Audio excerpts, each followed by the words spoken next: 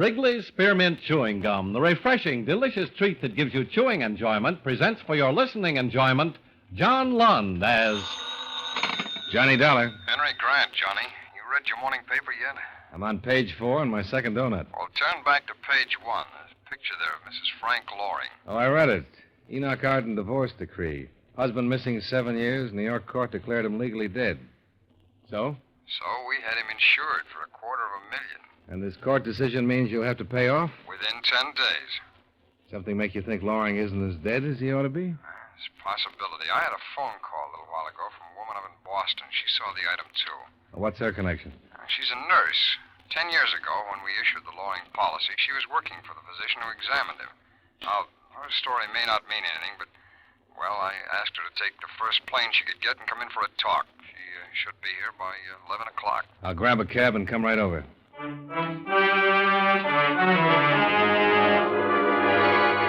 the makers of Wrigley's Spearmint Chewing Gum bring you John Lund in a transcribed adventure of the man with the action-packed expense account, America's fabulous freelance insurance investigator. Yours truly, Johnny Dollar.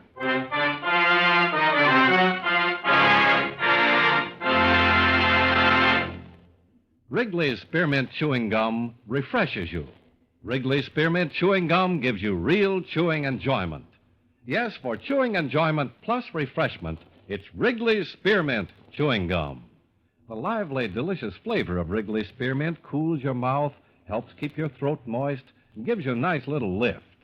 The good, smooth chewing of Wrigley's Spearmint helps keep you feeling fresh and alert, adds enjoyment to whatever you're doing. So for chewing enjoyment plus refreshment, treat yourself often to Wrigley's Spearmint Chewing Gum. Healthful, refreshing, delicious.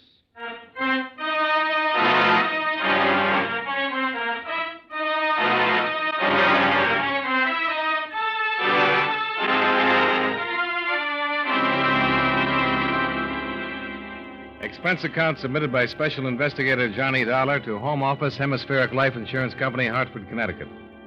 The following is an accounting of expenditures during my investigation of the Enoch Arden matter. Expense account item 1, 50 cents, cab fare to your home office, where Henry Grant provided me with a complete file of previous investigations and police reports covering the disappearance of Frank Loring. I was about halfway through them when Grant came in with an attractive woman in her early 30s. Oh, Johnny, this is Miss Ruth Boulogne, the young lady I told you about. How you do? Miss Boulogne, this is Johnny How you Dollar. do? Mr. Dollar's an investigator, Miss Boulogne. Now, I want you to tell him exactly what you told me on the phone this morning and, well, anything else you may have thought of on the way down here. Well, I don't really know whether I've anything to tell. You worked for the doctor who examined Loring when his policy was issued? Yes, Dr. Felton. That was in New York. I'd just gotten out of training. It was my first job. I was only there 3 months, then I went into the Army during the war. Mm-hmm. And since the war, I've worked in Boston, the Haywood Clinic. I feel sort of foolish telling you all this. I'm probably wrong. But she thinks she saw Loring in Boston, Johnny. When? Well, about 2 weeks ago. 2 weeks ago yesterday.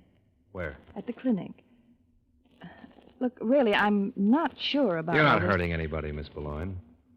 Suppose you just tell us, and we'll take it from there. Well, as I said, it was 2 weeks ago. A man came to the clinic. He wanted to be vaccinated. He give his name? Yes, but it wasn't Frank Loring. He gave the name of Michael Walsh. I thought he looked familiar, but I couldn't place him. What was the reason for the vaccination? He needed an international certificate of vaccination. It's required by law for anybody going abroad. Oh, he was leaving the country. Well, I guess so. He wanted the certificate. I administered the vaccine. He came back 5 days later, and the doctor entered the result on his card and signed it. That's all I know. What made you connect this Michael Walsh with Frank Loring? I really don't know. I didn't until this morning. I remembered thinking I'd seen him before, and then when I saw that story this morning about Mrs. Loring, the name just came into my mind. You'd only seen Loring once, 10 years ago? Yes, but as I said, it was my first job, and I was impressed at the time having him for a patient. Why impressed? Well, I knew he was an actor. I'd seen a couple of shows he was in, read his name in columns, things like that.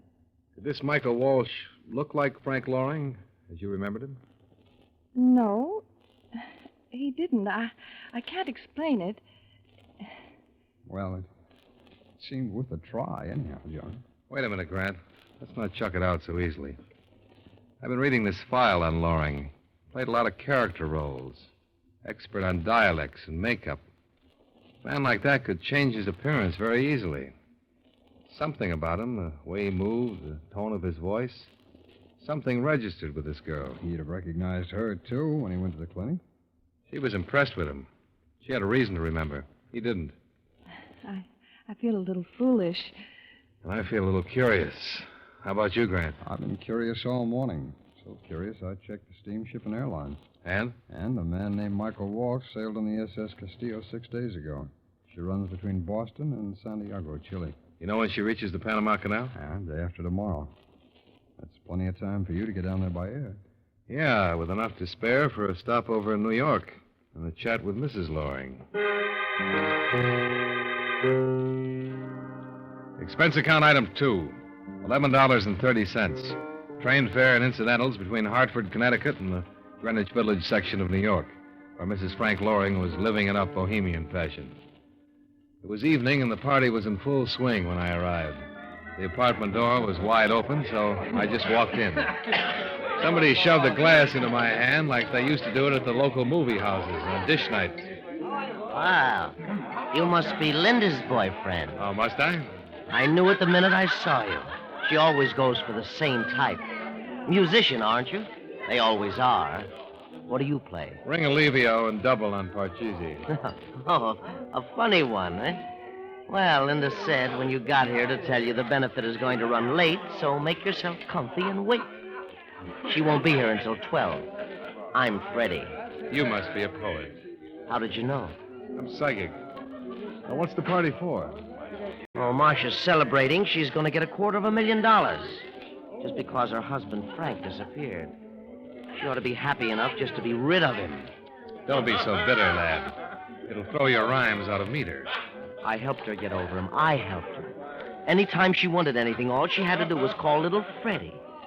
Now she's getting all that money and she'll just run out. Oh, she wouldn't do that to you, would she? Oh, no? That's how much you know about women. She's going to Chile, South America. Oh, now that's an interesting bit of information, Freddie. She thinks I don't know about it. The airline called to confirm her reservation while she was out shopping this afternoon. Which one of those lovely ladies is Marcia Loring? Those? She doesn't look like any of them. Marcia's out in the kitchen fixing sandwiches. She needn't think she'll get any help from me. Oh, maybe I can lend a hand. Listen, mister, you've got a girl coming. Oh, sure, Linda. Well, she told me to give Marcia a message. Besides, you don't want to talk to me.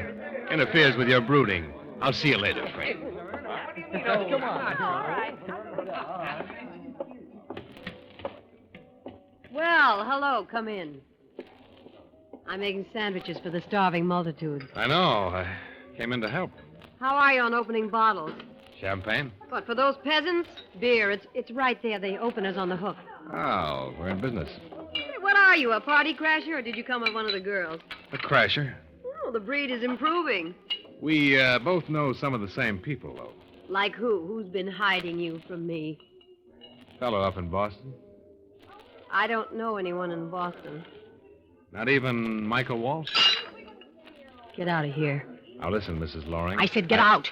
You weren't invited here. You don't belong here, so... What is it, Marcia? What happened? What did he do? Keep your rompers on, Shakespeare. I told you not to bother her. You music... Look out, Freddie! Oh, no!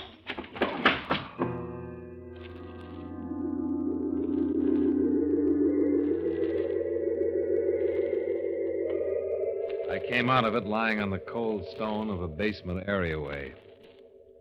And then I went in search of a diner, a telegraph office.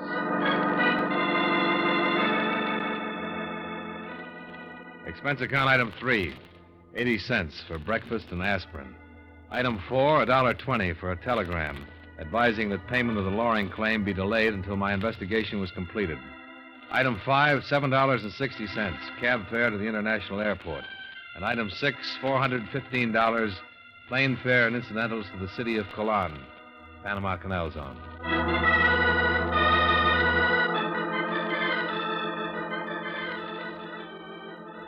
As usual, it was raining in Colon. The SS Castillo had reached port slightly ahead of schedule. It was waiting to go through the locks when I made my way aboard. was almost midnight. I located the name of Michael Walsh on the passenger list posted in the lounge, and then made my way to the inside cabins on B deck. I knocked on the door of cabin B64. There was no answer. May I help you, senor? You the cabin steward? Si. I'm looking for the passenger who occupies this cabin. Oh, Senor Walsh is not here. He's gone ashore. In this downpour? Si. Look, here's $5.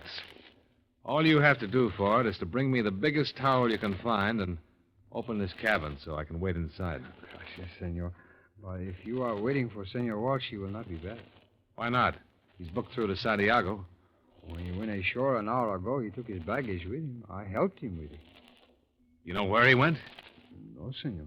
He was most anxious to get ashore as soon as our lines were fast. I see. Ship's wireless take any kind of cablegram for him in the past 24 hours? See, I delivered one to him in the middle of last night. It was most urgent, I think. He seemed most concerned. Yeah, I thought so. Thanks.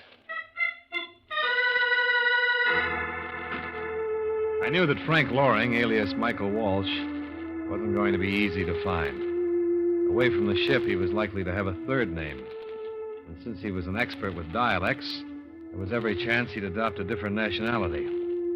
I thought about it as I made my way through the narrow, rain-swept streets. I seemed to be the only man without shelter in all of Panama. But I wasn't. Do you have a match, senor? Huh? Oh, I could hardly see you. Yeah, I got a match. I doubt if it'll light in this rain. You don't appreciate the rain, senor? In the rain, I always get what I want. The turistas, they never refuse Jose. Hey, that isn't a cigarette in your hand. No, senor. It is a gun. You join me in the doorway, no? Well, I'd rather die than say no. Now, if the senor has some little thing he wishes to give Jose for a gift, Jose will be most grateful. I don't have much cash, but this wristwatch is worth a couple of $100. Oh, see. Oh, that's a very nice one. I will like that. He bent his head slightly to look at the watch, and his gun hand dipped automatically. I brought my hands up to undo the watch strap, stepped quickly to the side, and let Jose have a left in the solar plexus.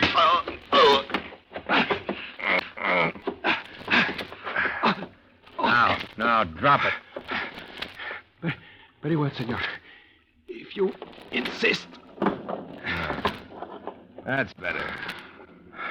You are going to turn me over to the police, senor? Well, that depends. Oh, senor, the jail here is very bad. Jose does not like it.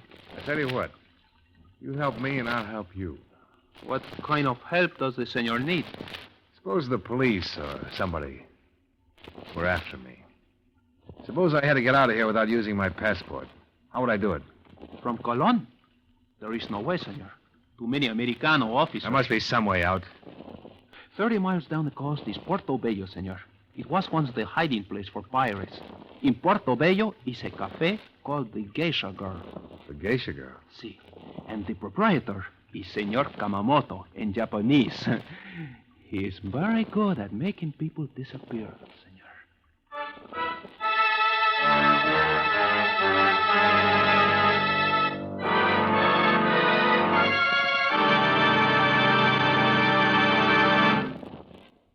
Friends, wherever you are, whatever you're doing, you'll enjoy chewing Wrigley's Spearmint Gum. Chew Wrigley's Spearmint while you're working. The lively, full-bodied flavor of Wrigley's Spearmint gives you a refreshing little lift.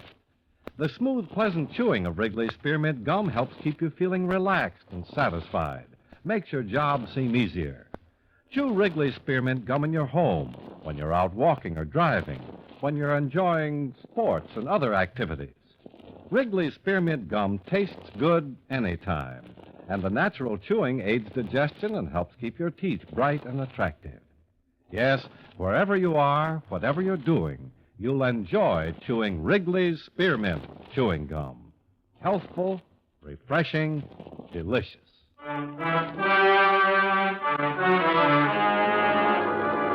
now, with our star, John Lund, we bring you the second act of Yours Truly, Johnny Dollar.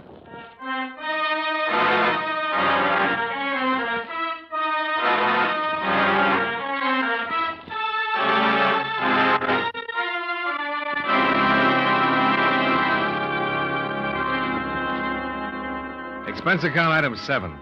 $20, flat rate. For the native taxi that slithered its way down the miserable, muddy road to Portobello, Caribbean stronghold of the old-time pirates. It was a port of intrigue, an international black hole, a Western Hemisphere counterpart of Shanghai or Calcutta or Suez. And at the bottom of the hole was the Geisha Girl Cafe. You look lonesome, mate. Maybe it's because I want to be. I don't know you, and you don't know me. Let's keep it that way. Now, that ain't no way to be. Especially here in Portobello, where we're all friendly like. You looking for Yamamoto? What are you, a cop? Well, I've been a lot of things, Governor. Never a cop. What's the matter? Start on a little trip and forget your passport? Let's say I lost it. What are you doing? Running a private embassy? Yeah, I'm sort of a missionary for people in trouble. You look like you're in trouble. I'll talk to Kamamoto about that. Where is he? Try the storeroom back there. It ought to be worth the price of a drink, eh? Thanks. Here, drown yourself. Oh, it's nice of you, Governor.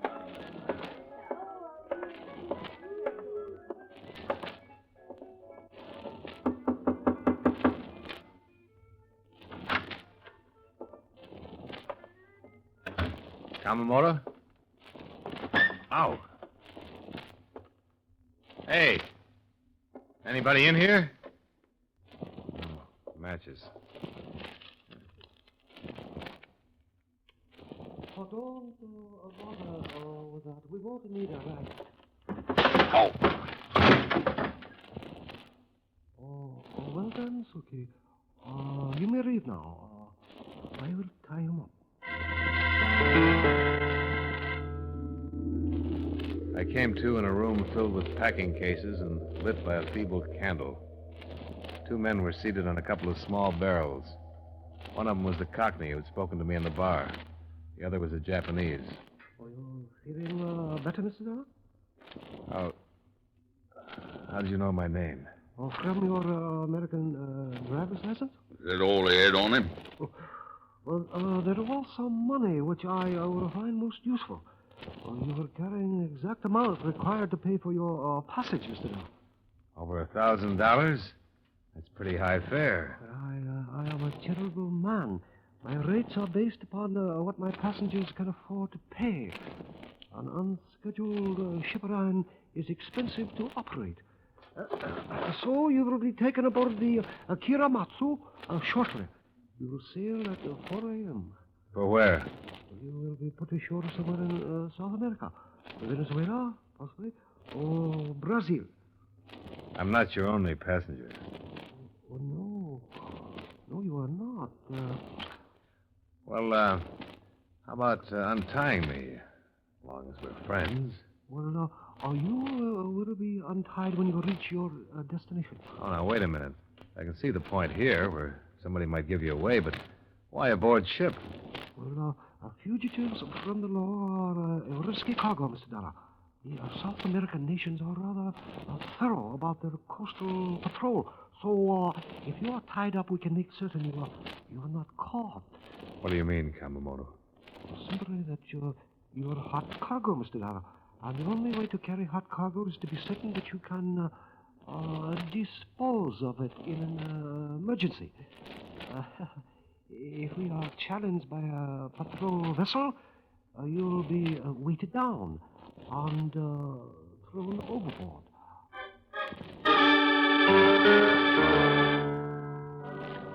It was dark when they carried me aboard and left me still trussed in the deck cabin. Then the Kiramatsu pitched and rolled her way into the open sea. I knew that Loring was on board someplace, and I knew something else. Kamamoto had lied to the Cockney about what he'd found when he searched me. He had more than a driver's license. He had my insurance company credentials and my passport. Then the door opened, and I got something else to think about. Buenos dias, Senor Dollar. Jose, how did you get here? After you left me, I ran into another Americano with no wristwatch, but much money. He was kind to me. He gave me money to leave the country when I told him about the bad jails. Well, how come Kamamoto is letting you run loose? Why, you are the only one who is tied up, senor. I do not think they intend for you to finish the trip. How many other passengers are there? Besides us, 3. A man and a woman came just before we sailed. That's 2. Who's the other one? A man with a white suit and a hat. A Cockney accent? What is that? He sounded like an Englishman? Oh, yes, he is English. Yeah, I thought so. How many in the crew? Kamamoto and 5 seamen. It is a very small boat. Yeah, I can feel that. Look, Jose, I gave you a break with the police. How about giving me one? I'm a businessman, senor. No sentiment. $1,000. Guaranteed by an American insurance company. If you cut these ropes and lend me your gun. Cash, senor. No credit. Too much book. I haven't got any cash. Kamamoto took it all. Too bad. Maybe next time. There isn't going to be any next time for me. Ever buy a sweepstake ticket? See? Well, then take a chance on me. Come on. How about it? All right. But when is the time for the drawing? To see if my ticket wins. As soon as you get these ropes off. But let's do it now. This tub may get to my stop any minute.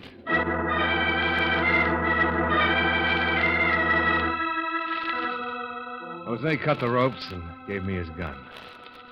There was an oil slicker hanging behind the cabin door, and I slipped it on for cover. The crew on deck was too busy to be counting noses in the storm. I edged my way forward to the main cabin, grasped the door handle, and crashed in. Dollar! Now, let's not get jumpy, anybody. I'm wet and I'm mad, and I've been pushed about as far as I go. Well, good for you, Governor. Glad to see you up and about. You can drop the accent, Loring, and stop flexing your fingernails, Freddie. Now, what's the matter, Marcia? You get too nervous to stay home and fix sandwiches? I didn't have to stay. My lawyers can collect for me. Now, what? Loring looks pretty alive to me, even with that Cockney accent. I'm more alive than you're going to be. Don't be a fool, Loring. You're more of a clay pigeon than I am. You've been practicing for the part for 7 years. What are you talking about? You think you were going to get to spend any of that insurance money? You think I'm not? Ask Freddie. How about it, Freddie? I don't know anything. I just came with Marcia because she asked me to. Freddie's a nice boy, Loring. He writes poetry, and he'll do anything Marcia asks him to. Won't you, Freddie? What are you trying to do? Wait a minute. I want to hear this. Yeah, you ought to, before your hearing stops altogether. Maybe you've been dead for 7 years, but your widow hasn't been putting flowers on your tombstone. You stop talking about Marcia. You see, Loring? Freddie gets mad when I talk about Marcia. Freddie loves Marcia, don't you, Freddie? Yes. You ever take a look at his eyes, Loring? If Marcia said the word, he'd put a knife in you in a minute. Think it over, mister. Michael Walsh turns up dead in South America, and Mrs. Frank Loring and friend Freddie go back to Greenwich Village with $250,000. Only this time they'd have nothing to worry about. Don't listen to him, Frank. Why not, Angel? He sounds like a pretty smart guy. We've waited 7 years for this. Do you think I'd have anything to do with this little idiot? I've used him, that's all. Marcia. You see, Freddie? She'll get rid of you, too, after a while. There'll always be somebody else coming along to open the beer bottles. I was kind of wondering how Freddie got in on this little trip. I was wondering why we kept something between ourselves for 7 years, and then you spill it to him. I was frightened, Frank. I knew Dollar was after you. That's why I wired you. I couldn't come down here alone until I was sure we'd be together. We'll be together, and we'll stay together until the money comes. Then maybe I'll have some ideas of my own. Give up, Loring. You're never going to get that money. Yes, I am, Dollar. Kamamoto's standing right behind you, the curtain between this cabin and the next one. Don't turn, Mr. Dollar. Now, let me have that gun, Dollar. All right, Kamamoto. Now let's get rid of him. Oh, of course, Mr. Dollar. Why, Kamamoto? Why don't we bargain a little first? I'm afraid you are not in a bargaining position. How much is he going to give you for dropping me? You'll get $5,000, Dollar. Oh, you're dealing with a real cheapskate, Kamamoto. I'm worth more than that. I could shut you up right here. Please, Mr. Loring. Let the gentleman speak. And do not use that gun unless I say so. This is my ship. You took my credentials before, Kamamoto. You know who I am. Yes. How much did Loring tell you he was going to collect? He's stalling, Kamamoto. Get rid of him. I warned you, Mr. Loring. I will decide who leaves the ship, and when, and how. Suppose you tell me the amount of the piracy, Mr. Dollar. $250,000. He's lying. It's only $25,000. Is it, Loring? I tell you what I'll do then, Kamamoto. Put us both ashore back in the canal zone where I can get him into the hands of American authorities, and my company will pay you $25,000. And I'll make it $50,000, Kamamoto, $50,000. I bid 60. Do I hear 70? Come on, Loring, bid. I can go the whole $250,000. Won't cost my company any more either way. I'll kill you, Dollar. No! Loring and Kamamoto fired at the same time. Both of them were hit, but only Kamamoto went down. Loring turned to Marcia. You wanted him. You can go together.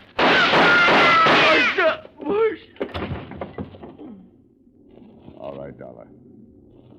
That ends everything. Now I'm around to you for sure. Oh, I wouldn't count on it, Loring. This time I've got a friend in the doorway. What he says is true, senor. Senor Kamamoto was no longer using his gun, so I took it. Besides, you have only one bullet left. I have 5. You kill Mr. Dollar, and I will have to kill you. You're cooked, Loring.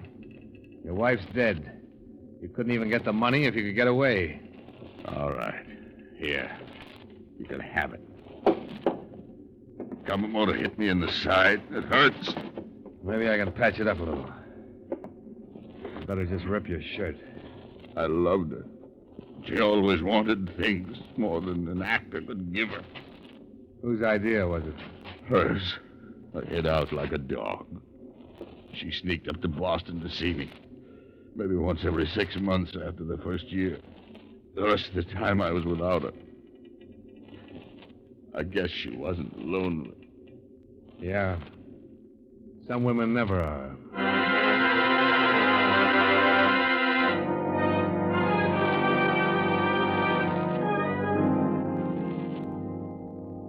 And that about finished it.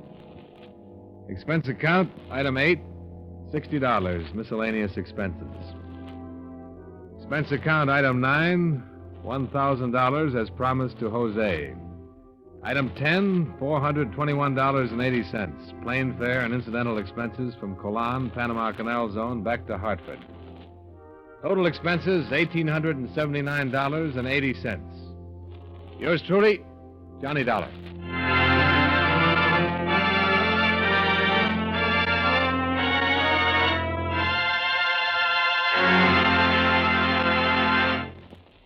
Remember, friends, Wrigley's Spearmint Chewing Gum refreshes you. Wrigley's Spearmint Chewing Gum gives you real chewing enjoyment. The lively, full-bodied flavor of Wrigley's Spearmint cools your mouth, freshens your taste, sweetens your breath. The smooth, pleasant chewing of Wrigley's Spearmint helps keep you feeling relaxed and satisfied. Makes whatever you're doing more enjoyable. Yes, for refreshment plus chewing enjoyment, treat yourself often to Wrigley's Spearmint Chewing Gum. Millions enjoy it daily. Get a few packages and always keep some handy. That's Wrigley's Spearmint Chewing Gum. Healthful, refreshing, delicious.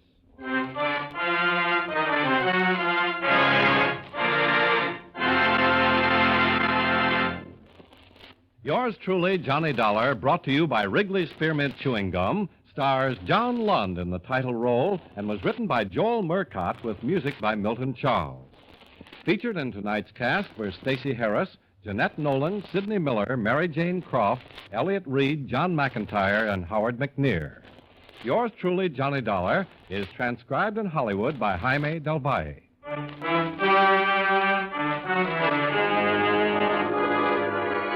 The makers of Wrigley's Spearmint Chewing Gum hope you enjoyed tonight's story of Johnny Dollar and that you're enjoying delicious Wrigley's Spearmint Gum every day. This is Charles Lyon, inviting you to join us again next week at the same time when, from Hollywood, John Lund returns as... Yours truly, Johnny Dollar.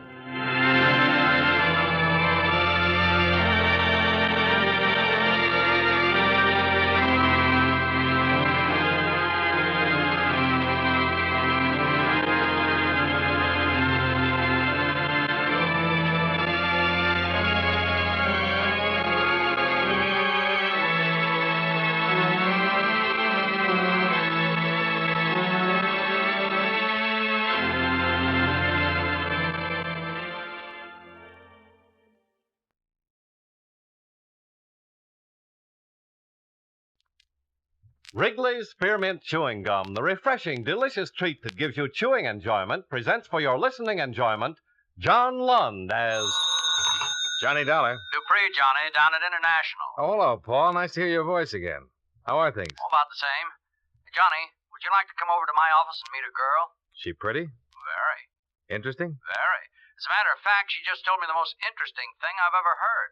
Oh, yeah? What's that? She just told me that she was dead. I better come over.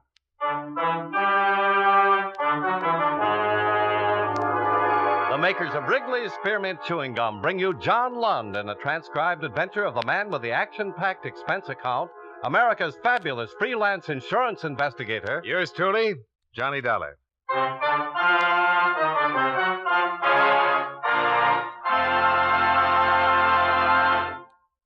Wrigley's Spearmint Chewing Gum refreshes you. Wrigley's Spearmint Chewing Gum gives you real chewing enjoyment. Yes, for chewing enjoyment plus refreshment, it's Wrigley's Spearmint Chewing Gum. The lively, delicious flavor of Wrigley's Spearmint cools your mouth, helps keep your throat moist, and gives you a nice little lift. The good, smooth chewing of Wrigley's Spearmint helps keep you feeling fresh and alert, adds enjoyment to whatever you're doing. So for chewing enjoyment plus refreshment, treat yourself often to Wrigley's Spearmint Chewing Gum. Healthful, refreshing, delicious.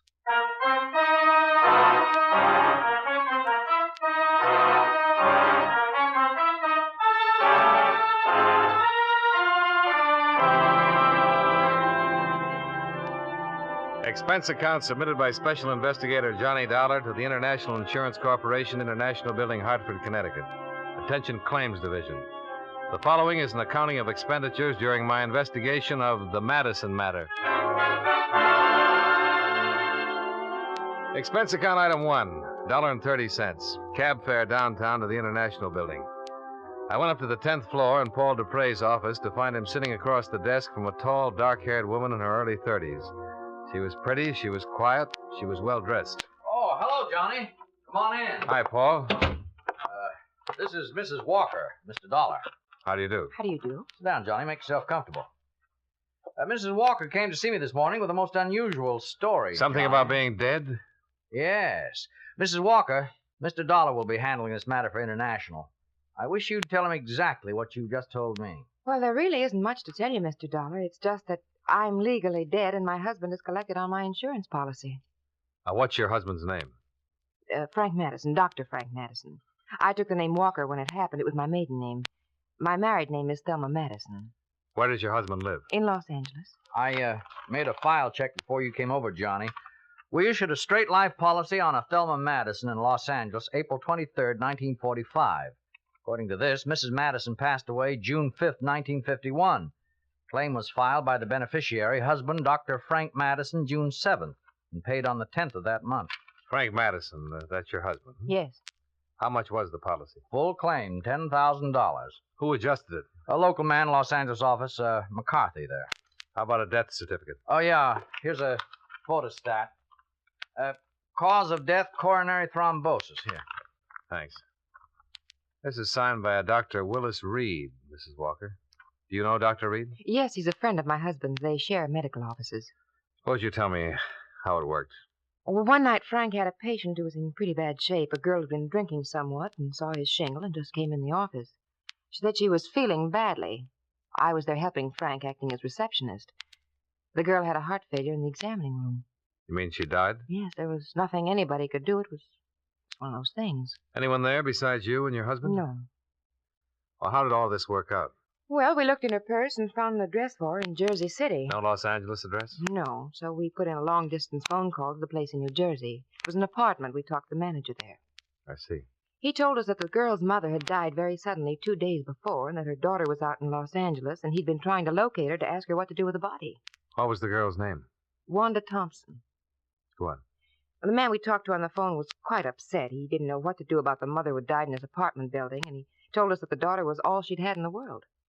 In other words, Wanda Thompson was completely alone. Yes, as far as we knew. I see. Well, we didn't tell the man that she was dead, too.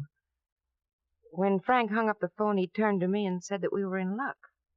I asked him what he meant, and he told me his idea. You mean To use her body? Yes, he called Dr. Reed and asked him to come over.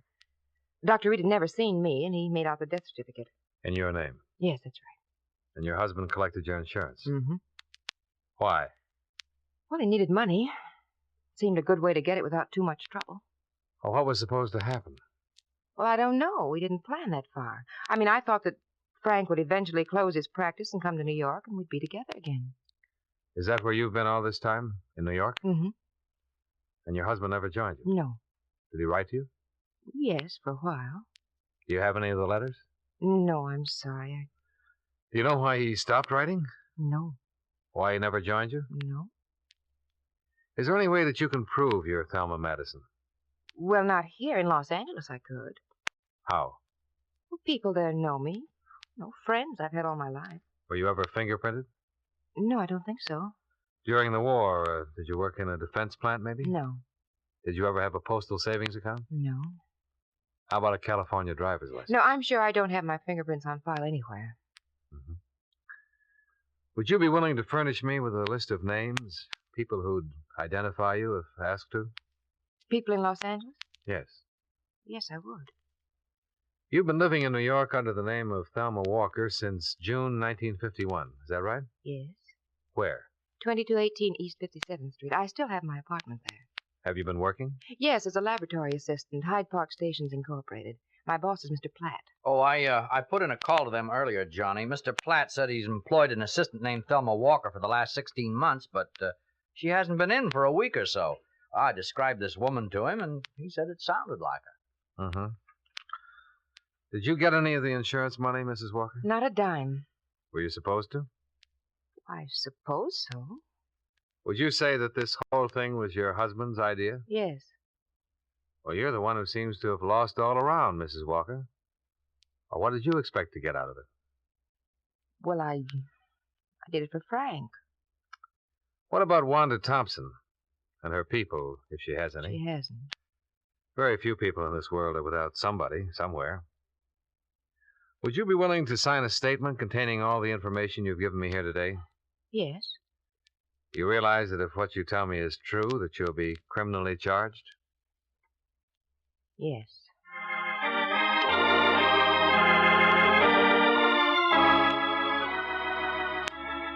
By 5 o'clock in the afternoon, a statement had been prepared. Thelma Walker signed it without hesitation. I talked with Dupre in the outer office. Well, Johnny, I don't even have to go up to legal to know that every word of this will have to be verified before we can take any action. Well, if half of it's true, we're in business. Oh? She didn't give us any good reason for coming here. Well, maybe she has a conscience. She wouldn't have done it in the first place if she had. In the second place, she couldn't have lived with it for almost 2 years. And in the third place, there's an awful lot of coincidence. Yeah, but suppose it's true. Well, then it's the neatest thing since the ball bearing. What worries you most? What I said before. She might be a crackpot with a good imagination. Well, let's find out.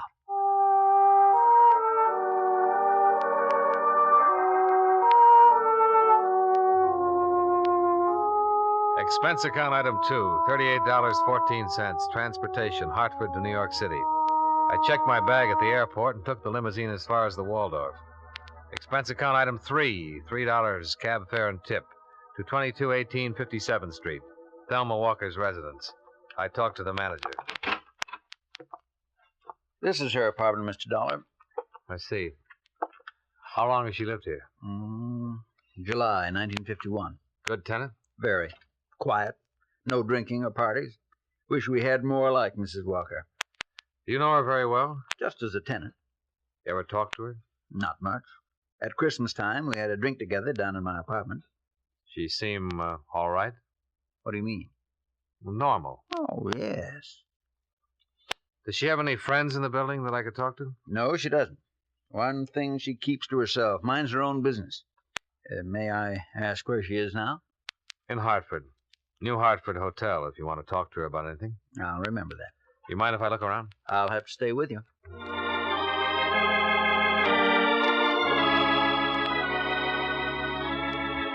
I found nothing in Thelma Walker's apartment that would help verify or disprove her story. An hour later, I located Mr. Platt, the proprietor of the Hyde Park Laboratories where Thelma Walker worked. His answers concerning her conduct, habits, and attitude were identical with those of the apartment house manager. I checked with 2 people who worked with her. The same. By midnight, I was back out at the airport. Expense account item 4, $2.25. Long-distance phone call to Hartford.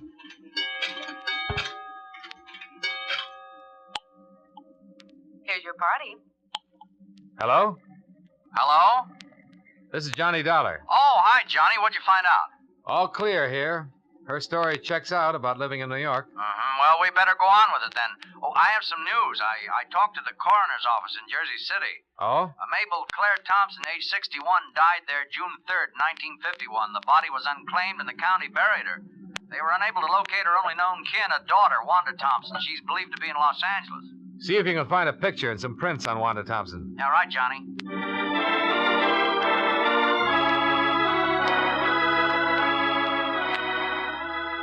Expense account item 5, $185. Transportation, New York to Los Angeles.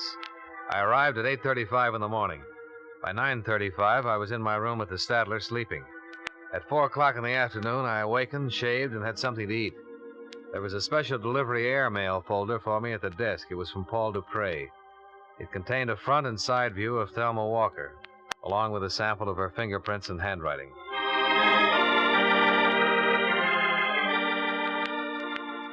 Expense account item 6, $15.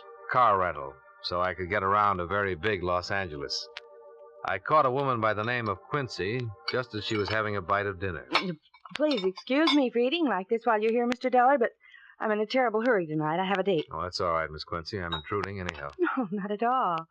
You say you're from an insurance company? That's right. I thought perhaps you could help me. I'll try. What do you want? Well, I'd like to have you look at this. Mm-hmm. You know the woman in this picture, Miss Quincy? Well, she looks terribly familiar. Do you know her name? Let me think. Yes, I know that girl. Of course, that was Thelma Madison. Frank Madison's wife? Yes, poor Thelma died a year or so ago, very suddenly. How well did you know her? Oh, we played bridge together occasionally. We went shopping. I used to work for Dr. Madison as a receptionist. How long ago was this? A couple of years ago. I quit to take the job I have now. But you did know Mrs. Madison? Oh, yes, of course. She was in the office a lot of the time. And you're absolutely positive this is a picture of her? Well, yes. Is there any doubt? Well, we just want to be sure. Well, the poor girl's been dead almost 2 years. Aren't you sure? Yes. You know, I don't think you've been exactly telling me the truth. I just had your name on a list, Miss Quincy. I was told you'd be able to recognize a picture of Thelma Madison if you saw it. Oh, who told you that? I'd rather not say. So mysterious. You want some coffee? No, thanks. Well, you look nice enough, I'll say that. Oh, thank you. Miss Quincy, when did you hear about Mrs. Madison's death? The day after it happened. I dropped in to see Dr. Madison about some things I'd left there, and he told me what had happened. It was quite a shock. She was always so healthy. I see. Did you go to Mrs. Madison's funeral? No, there wasn't one. Dr. Madison had her body cremated.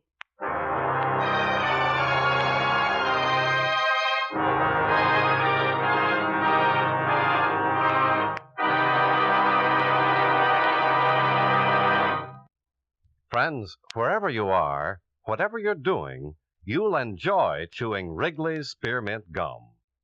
Chew Wrigley's Spearmint while you're working. The lively, full-bodied flavor of Wrigley's Spearmint gives you a refreshing little lift.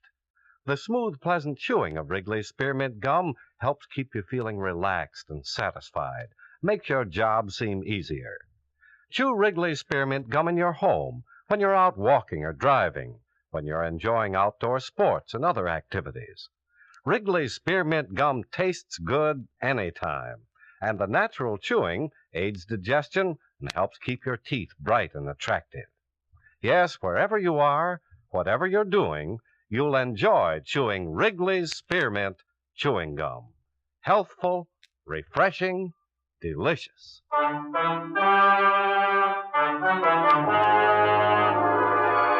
And now, with our star, John Lund, we bring you the second act of Yours Truly, Johnny Dollar.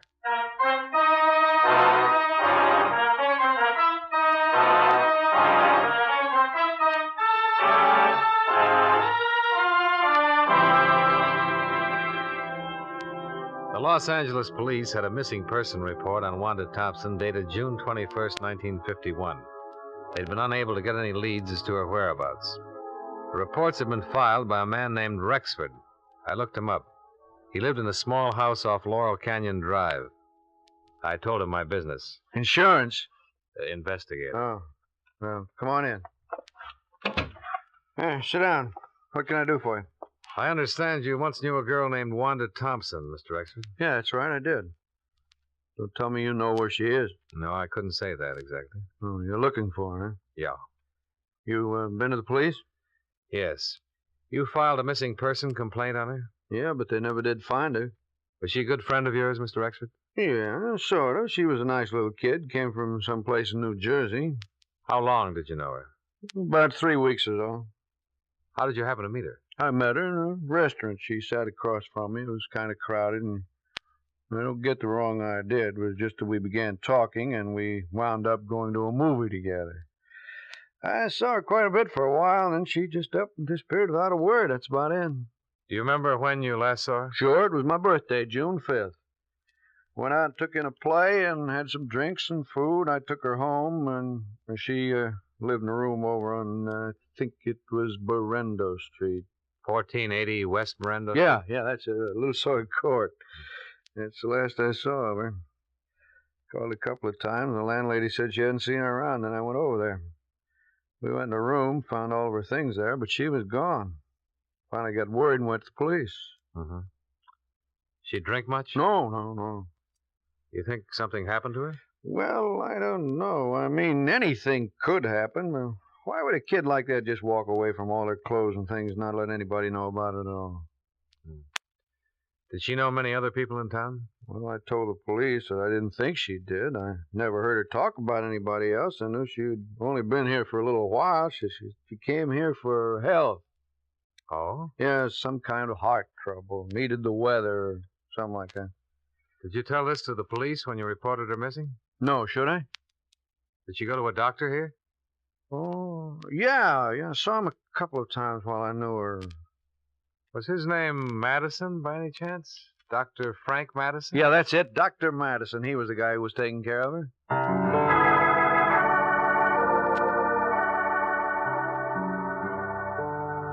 I spent another hour questioning Anthony Rexford. As far as he was able to remember, Wanda Thompson's heart condition had not been a serious one, or at least she had explained it that way to him. After I left Rexford, I checked with the telephone company about the phone call Dr. Madison was supposed to have placed to Jersey City the night of Wanda Thompson's death. They had no record of any such call being completed. I decided to try Dr. Madison himself. Well, what can I do for you, Mr. Dollar? I'm an insurance investigator, Doctor. I understand you once treated a patient named Wanda Thompson. Wanda Thompson? Wanda Thompson? I don't remember. What did I treat her for? A heart condition. Oh, well, soon find out.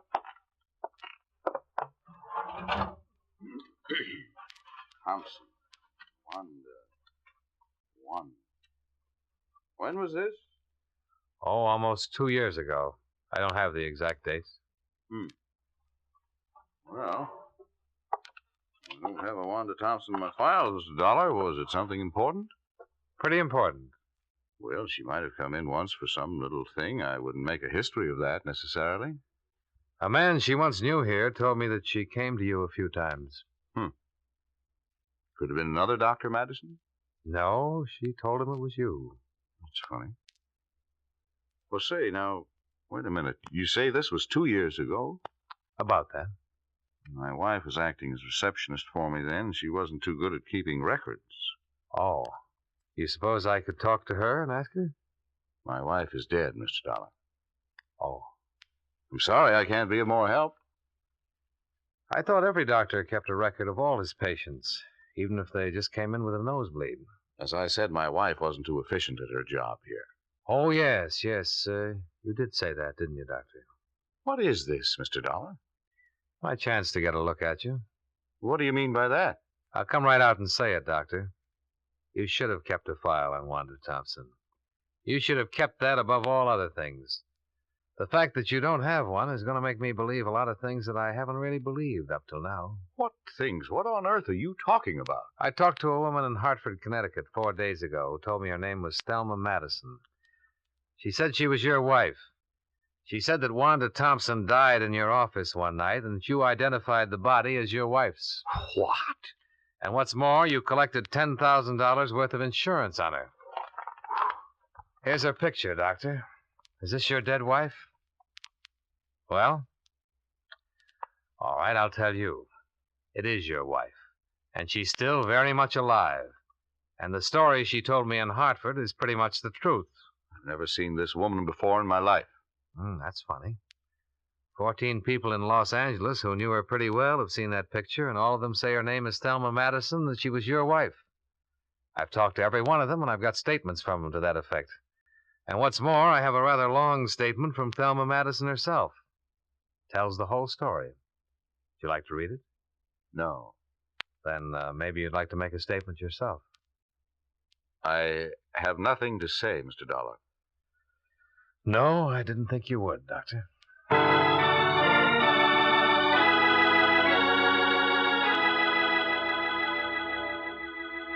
On the strength of the evidence already assembled, I preferred charges against Frank Madison and had him taken into custody. He refused to talk with the police or with me about any of the charges of which he was accused. He was held without bail pending investigation.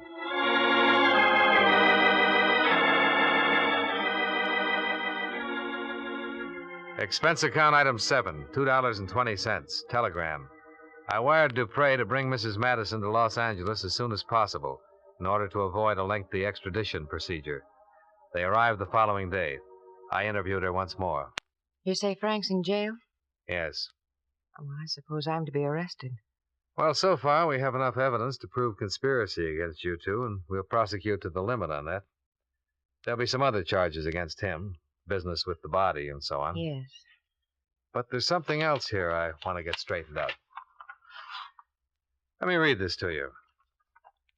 A girl whom we later found out to be Wanda Thompson walked into the office on the night of June 5th, 1951, and complained of feeling ill. She'd been drinking. My husband took her into the examination room, where she died a few minutes later of a heart condition. Those are your words on this sworn statement. Yes. Let me go on. I had never seen or heard of Wanda Thompson until that night. I was with my husband when he placed a phone call to her home in Jersey City. He spoke with a man there who managed an apartment house, and so on. Mrs. Madison, that call was never placed. I was in the room when Frank made it. The phone company has no record of it. Were you in the room when Wanda Thompson died? No. Did you know that she was a patient of your husband's before that time? No. Well, I found out. I'll tell you, Wanda Thompson was one of your husband's patients. She didn't just walk in and drop dead. I talked to a man who knew Wanda Thompson. She told him about going to your husband for treatment. How do you explain that? I didn't know it. You said you were acting as receptionist. When she gave you her name, didn't you look into your index to see if you... No, I didn't at all. Now, look, Mrs. Madison. A lot of these things you told me have been true, but a lot of them don't make sense. Well, you wouldn't know anything about any of it if I hadn't come to you. Well, maybe that's so. But why do you think we've gone to the expense and trouble of checking all this? I'll tell you. Because it was just too good to be real. A girl, alone and friendless in Los Angeles, dying of a heart attack in a doctor's office. A doctor who needs money and has a wife who's heavily insured. It's too much for us to take. Even with a signed statement, it's too much to take. Wanda Thompson was a patient of your husband's. She came in his office one day like anybody else. You or your husband took her personal history. And you noticed that she only had one relative in the world who'd be worried if she died. A mother way back in Jersey City. What are you talking about? I'm talking about a premeditated, planned murder. That's what I'm talking about. When that mother died suddenly, there was nobody to worry about poor little Wanda Thompson anymore. Nobody to ask questions about her. Am I right? Yes, you're right. Do you want to tell me about it? Juan had been in to see Frank twice before. He knew all about her. That night when she came in the office, she said she just received word that her mother had died suddenly. She asked for something to make her sleep. Frank took her back in the examination room. Go on. A few minutes later, he buzzed me to come back. Wanda was lying on the table, dead. Mm-hmm. Frank looked kind of strange, crazy. He said that Wanda had had a sudden heart attack and died before he could do anything. Well, I knew it wasn't so. There was a hypodermic on the stand. He'd given her something. I just didn't think he'd go that far. Hadn't he discussed something like that with you before? No, I swear he hadn't said a word to me before that night. And he had it all planned when he called me back in the examination room. He called Dr. Reed on the phone and told him that his wife was very ill and asked him to come over and help out. When Dr. Reed got there, he showed him that poor girl, and he said it was me. And that's how Reed signed the death certificate? Yes. Where were you all this time? In Frank's office, I heard every word. But you didn't say anything? Well, no, I was too stunned by it all, I guess. When did you leave town? That same night. Frank made me. He said he'd handle everything. I accused him of killing Wanda, and he said that she just died there. But I know it wasn't so. Okay. You want a cigarette? Yes, please. Here you go. Thank you. Thanks. Oh, I'm glad it's all over now. I'm terribly glad.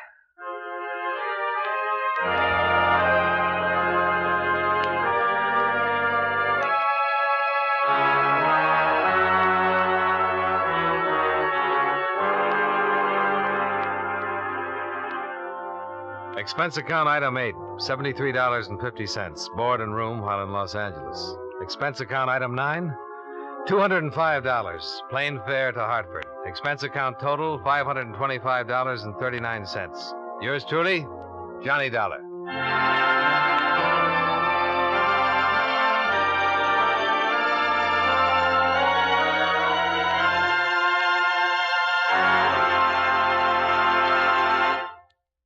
Remember, friends, Wrigley's Spearmint Chewing Gum refreshes you.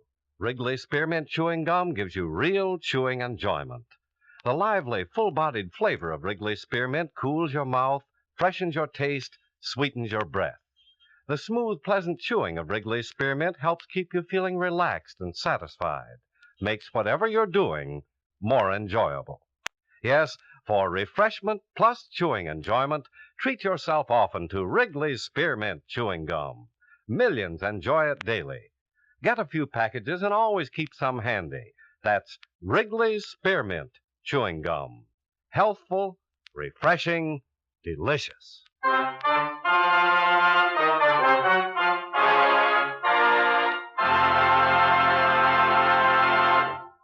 Yours truly, Johnny Dollar, brought to you by Wrigley's Spearmint Chewing Gum, stars John Lund in the title role and was written by E. Jack Newman with music by Eddie Dunstetter. Featured in tonight's cast were Joseph Kearns, Lillian Baeff, Parley Bear, Virginia Gregg, Tom Tully, and John McIntyre. Yours truly, Johnny Dollar, is transcribed in Hollywood by Jaime Del Valle.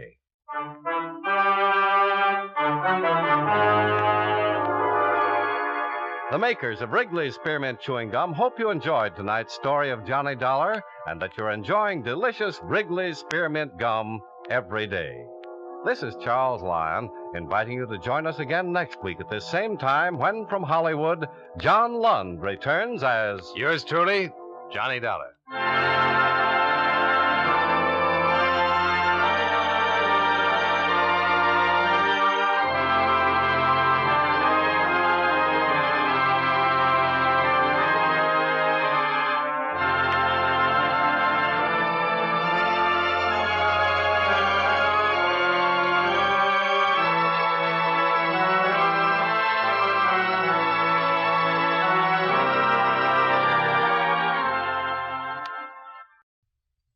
WBBM-FM, Chicago.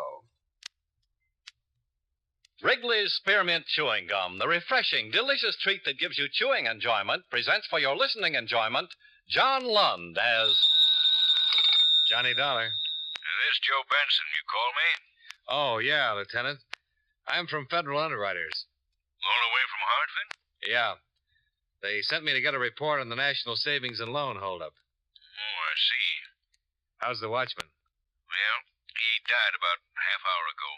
Oh, I'm sorry to hear that. Shot 3 times. Hardly had a chance. Did he ever regain consciousness? Yes. Long enough to give us a make on one of the 4 guys who heisted the place. Well, that's something. Look, if you want a report, you better come on down and get it firsthand. I'll be there in 10 minutes, Lieutenant.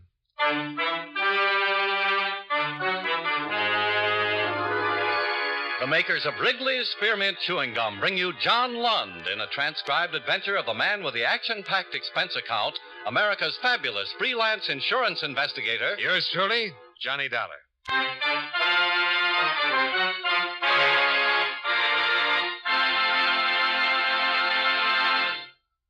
Wrigley's Spearmint Chewing Gum refreshes you. Wrigley's Spearmint Chewing Gum gives you real chewing enjoyment. Yes, for chewing enjoyment plus refreshment, it's Wrigley's Spearmint Chewing Gum. The lively, delicious flavor of Wrigley's Spearmint cools your mouth, helps keep your throat moist, and gives you a nice little lift.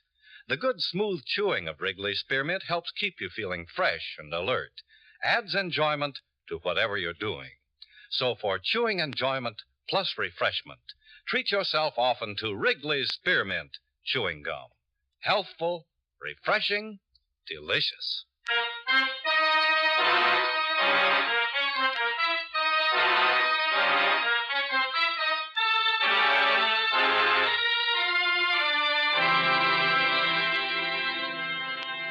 Expense account submitted by Special Investigator Johnny Dollar to Federal Underwriters Incorporated, 223 Spear Boulevard, Hartford, Connecticut. The following is an accounting of expenditures during my investigation of the Dameron matter. Expense account item 1, $240, plane fare and incidentals, Hartford to San Francisco. I arrived 10 hours after the news of the National Savings and Loan holdup reached the office. Lieutenant Benson was waiting for me when I got to the city hall. Yeah, you're just in time, Dollar. My men picked up Bernie Manners a few minutes ago. He's down the hall. Manners? He the one you got an identification on? Yes. The watchman looked at some mugs we pulled from the files and spotted him right away. Said Manners was one of the 4 men who did the job. Oh, it's quick work. Shall we go on down? Yeah, sure. What about this Manners? Well, he's a 2-time loser. 25 arrests on his card. All the way from narcotics violation to armed robbery. We'll see what he has to say before we check out his mama sheet. How'd they get him? When the watchman made him, we put out an APB. One of the units spotted him because he was going into a saloon. This way. Oh. Have any trouble? No. They find anything on him? $2.40. No gun, nothing. You got a smoke? Oh, yeah, sure. Some fresh air. Yeah, here you go. Oh, thanks. Well, what do you think of our weather out here? Oh, pretty nice, pretty nice. We're still having snow. I haven't been east in 13 years. Forgotten what it looks like. I don't know what you guys are talking about. I didn't have nothing to do with nothing. This Manners? Yeah. Sergeant Friedman, Johnny Dollar. Aye. How are you? Hello, Bernie. Hello, Lieutenant. Well, let's have it. Of what? A story on the National Savings and Loan job. I don't know anything about the National Savings and Loan job. 4 men walked in there about midnight last night. Shot the watchman, cracked the safes, and got away with $65,000. Now you know about it? I don't know anything. What are you guys trying to hang on me? Where were you last night, Bernie? When last night? Between 10 o'clock and 2 o'clock? I was in my room sleeping. Can you prove you were sleeping last night in your room? Who can prove they were sleeping? And a landlady, somebody like that. I don't know. What do you know? Huh? About the National Savings job. Nothing. I don't know nothing. Look, Bernie, you can make this thing a whole lot easier. I can? Now, who worked it with you? Who were the other 3 men in on it? Oh, come on, Bernie. You were always pretty good at talking. I'm not going to tell you anything. I don't have anything to tell you. How are you making a living these days? What? What do you do for a living? Why, I've been driving a truck up to last week. Yeah? Where? Coast Trucking Outfit. Did you quit? I was fired. Why? I got in a beef with the boss. Check that. Yeah. Lieutenant Benson and Sergeant Friedman continued to question the suspect. He refused to admit any part in the burglary of the National Savings and Loan Company or to name any people who were connected with it. An hour went by. He still refused to talk. 2 hours. I'm getting tired. So am I. All of us are tired, Bernie. Now, look, why don't you open your face so we can get some rest? I've told you I didn't have anything to say. Who's this joker? Me? My name's Dollar, Bernie. I'm from the insurance company. What's he doing here? Worrying about you and your friends. You don't have to worry about me, Dollar. I'll try not to. I thought maybe you was a lawyer. Do I get to see a lawyer? What do you want to see a lawyer for? To get out of here, that's why. You aren't getting out of here, Bernie. You know that. Now, tell us all about it. Come on, Bernie. You know it's all over. We got enough to take you into court right now. Don't give me that. Don't you believe it? No. Hand me that. Yeah, sure. Here. Thanks. You know what this is, Bernie? No. It's a notarized statement from the watchman that was killed. His name was Fuller. I talked to him just before he died. You know what this says? It says that you were one of the 4 men who robbed the National Savings and Loan Company last night. Listen. Me. Please state your full name. Him. Henry Fuller. Me. Where do you live? Him. 235 22nd Avenue. Me. I understand that you are seriously hurt. Is that true? Him. Yes. Me. Do you believe that you are about to die from injuries you have received? Him. Yes. Me. Have you any hope of recovery from the effects of these injuries? Him. No. Listen, Shut up, Bernie, and listen. Me. Who caused the injuries from which you are suffering? Him. One of the robbers. Me. Is this a picture of one of the men who caused your injuries? Him? Yes. He was looking at a mugshot of you, Bernie. There were 4 witnesses in that hospital room when Fuller made this statement. It's a positive identification on you. Well? Can I have a glass of water? Later, maybe. Who were the other men? I don't know what you're talking about.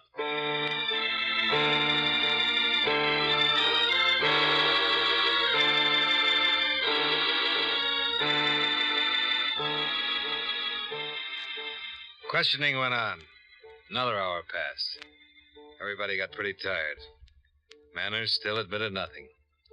It was the usual method of interrogation. Hammer away, hammer away. Sooner or later, he'd spill something important. Lieutenant Benson knew his job. Once more, Bernie. Who were the other men? For the 20th time, there were no other men. There were 4 of you, Bernie. Why didn't we play bridge? Tell us what you did all day yesterday. What? Start with from the time you got up. Try to remember. Yeah, we're all interested. Well, what is this? Go on, Bernie. Tell it. What? I got up about 10 and I fooled around all day and I got to bed early. Very nice. What do you want me to tell you? What you did all day, who you were with, where you went. Oh. And after you tell us that, you can tell us how you worked on the National Savings and Loan Office. I'll tell you nothing. All right, what's your name? What? What's your name? Bernie Madison, you know my name. Where do you live? I told you. Tell us your address. 2020 Army Street. Who worked with you? Nobody. Yeah, just a minute. Benson? Yeah.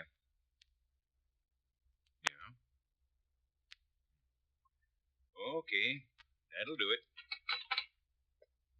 Yeah. That was about you, Bernie. What about me, Lieutenant? What about me? Guess what the crime lab found tucked behind one of the cushions in the front seat of your car?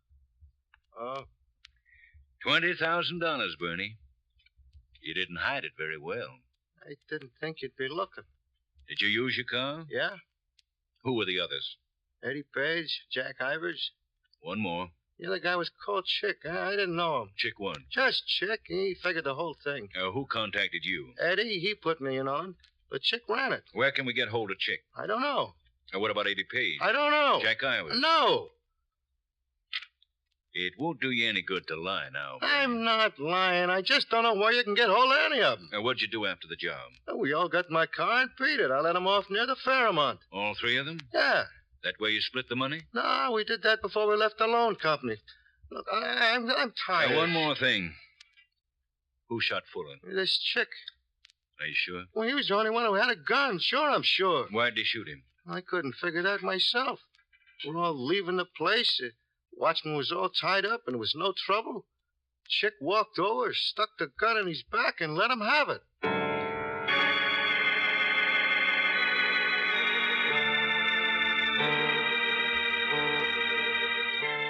Bernie Manners gave us a description of the man known only as Chick.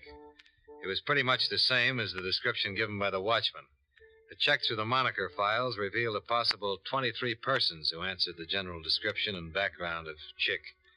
Manners was shown a picture of each one. Couldn't identify any of them. I went back to my hotel and went to bed. The next morning, I was with Lieutenant Benson. They checked the slugs taken from Fuller's body. Any luck? They came from a .45 automatic revolver. Looks like it might be a Colt. Well, that checks with what Manners said. Yeah, but nothing in our files on the gun itself. Manners is in the mug room now. If this chick ever did time in any California prison, we'll have him on file. The hard way, huh? Odd case. Man's been killed. What about the other two, Page and Ivers? Ivers was released from San Quentin 3 months ago. Parole office gave us an address for him on Turk Street. Quinlan Friedman went out there, but the people who run the rooming house say Ivers hasn't been around for 2 days. I've got the place staked out. What was he in San Quentin for? Grand theft auto. Did 4 years. That the only time he fell? Mm-hmm. Page has had a little more experience. He's older than Manners or Ivers. He's a 2-time loser. Both convictions were for armed robbery. Police in Denver want him for questioning, too. Any leads on him? No local address. He has a sister who lives in Eureka. Police there are talking to him. Should be getting something pretty soon. Communication's been broadcasting this every 30 minutes all night long.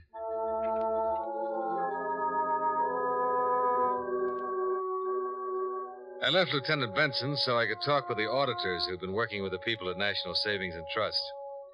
By that time, they determined that $68,000 had been taken in the robbery. I spoke to the claims adjuster who'd flown in from Hartford and the officials of the company. I explained the situation with the police and the recovery of $20,000 of the stolen money. They agreed to suspend their claim, pending the arrest of the other 3 suspects and the possible recovery of the entire loot. Expense account item 2, 10 cents. Phone call. I checked with Lieutenant Benson about 4 o'clock. Hi. Hi. You're just in time. We got a lead on Page. Oh, yeah? 1485 Clare Street. I'll meet you out in front. Right. Expense account item 3, $1.35. Cab fare to the address on Clare Street. Hi. Hi. In there? Yeah. You want to be in on this? If it's all right with you. Okay. Friedman's covering the back entrance. Quinlan's in the lobby. Let's go. Right. How'd you get it? Eureka police talked to Page's sister. Said she'd been writing him here under the name of Ernest Lawyers. Oh. Want to take it over there? Yeah.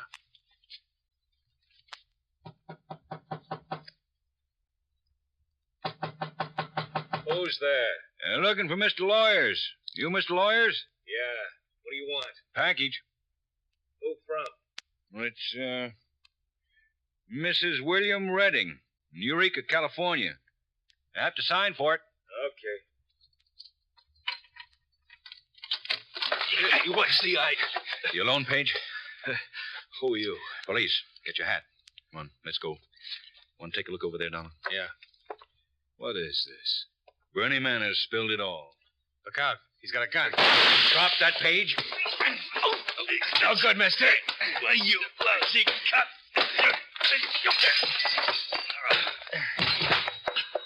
All right.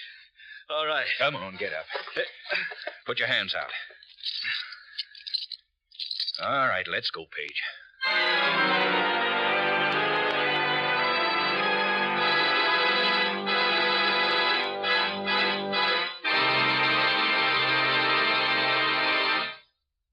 Friends, wherever you are, whatever you're doing, you'll enjoy chewing Wrigley's Spearmint Gum. Chew Wrigley's Spearmint while you're working. The lively, full-bodied flavor of Wrigley's Spearmint gives you a refreshing little lift. The smooth, pleasant chewing of Wrigley's Spearmint Gum helps keep you feeling relaxed and satisfied, makes your job seem easier. Chew Wrigley's Spearmint Gum in your home, when you're out walking or driving, when you're enjoying sports and other activities. Wrigley's Spearmint Gum tastes good anytime, and the natural chewing aids digestion and helps keep your teeth bright and attractive. Yes, wherever you are, whatever you're doing, you'll enjoy chewing Wrigley's Spearmint Chewing Gum. Healthful, refreshing, delicious. And now, with our star, John Lund, we bring you the second act of Yours Truly, Johnny Dollar.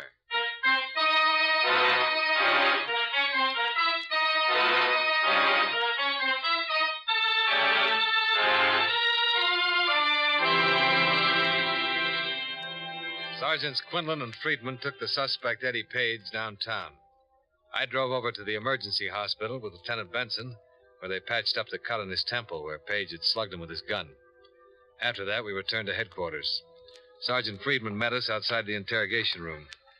How do you feel, Joe? Oh, headache. And what about him? Real quiet so far. Fine. We went over the apartment. Now, you'll be happy about this, Dollar. More money? $15,000 stuck in his suitcase. Your insurance company's doing well so far. Yeah. Let's see about Tough Boy.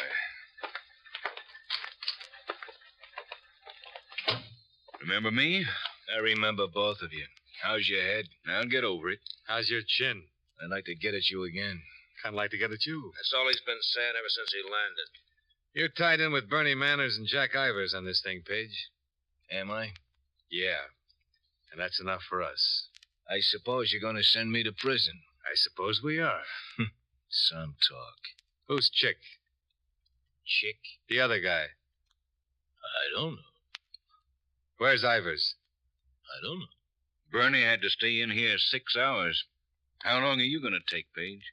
As long as you like. We've got all the time in the world. So have I. You know, we found your cut of the job in your room. Bernie's already told us about you. You're not going to admit anything, huh? Why should I? Man was killed on that job. There's a murder charge to go along with everything else. Do tell. You can make it easy on yourself, Page. Easier for you. Okay. That's the way you want it? Friedman. Yeah. You and Quinlan stay with this bird. Stay with him if it takes all night and all day and all night. I want to see how long he can last. Well, now okay. Come on, darling. Well, what now? I'm hungry.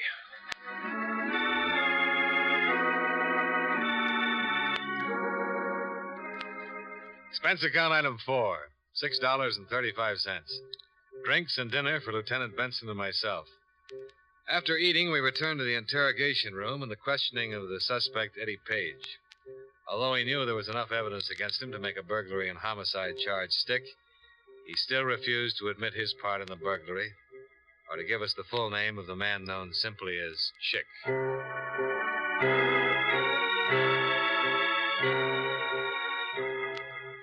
About 10 o'clock that night, a man who ran a drugstore on Geary Street telephoned that he thought he might have some information that would help. I drove over there with Lieutenant Benson.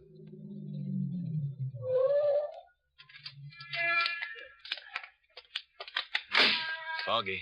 Yeah, sure is.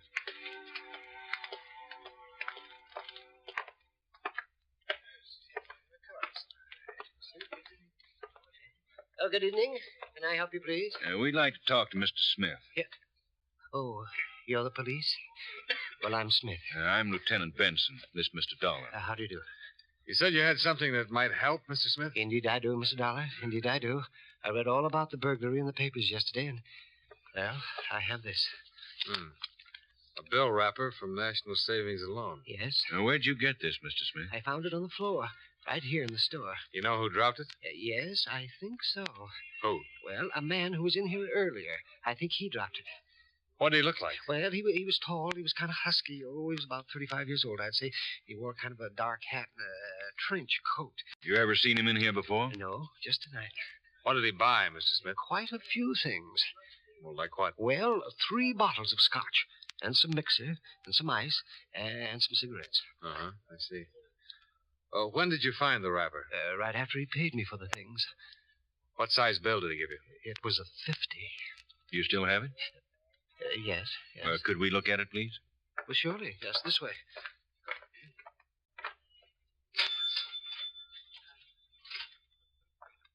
Here you are. Thanks. No, huh? Brand new. Did you happen to notice if he left in a car, Mr. Smith? No, he was on foot. When I found the wrapper on the floor and then remembered the newspaper story, I ran outside to take a look to see which direction he went. He walked right across the street. You mean he might possibly live around here? I think so. Like right there, you see? He went into the Arden Hotel. How long ago was this? Oh, my, that was not over 15 minutes ago. Hey! What? That's him, just coming out on the street there. Get back. Can you see his face? No, not yet. Is he one of the men you're looking for? I don't know yet. Sounds like it. Lieutenant. Yeah? Take a look. Jack Ivers. Let's go. You. Yes, sir. Call downtown. Hey, you. Hold it up just a minute. He's going for the alley. Yeah.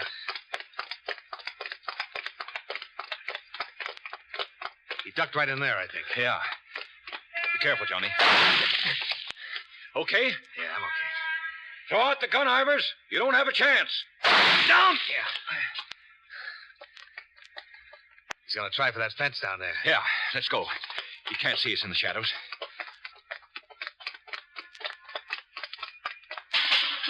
And he made the fence. Come on.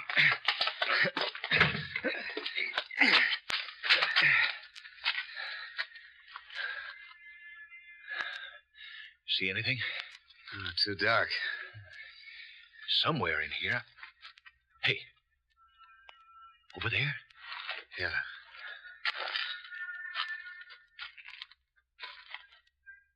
Anything? No.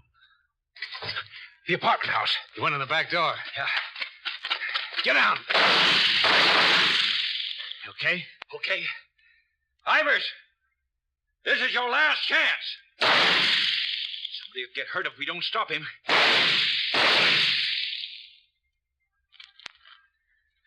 That did it.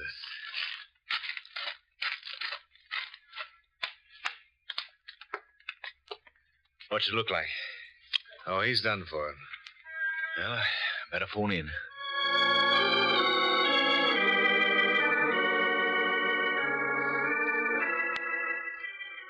Jack Ivers, one of the suspects connected with the burglary of the National Savings and Loan Office, died instantly while attempting to escape arrest. While we waited for the coroner's men to arrive, we searched his body and found $12,000 of the stolen money concealed in a money belt around his waist. I accompanied Lieutenant Benson to the Alden Hotel, where we learned from the desk clerk that Ivers had checked in the previous day using the name of David Ward.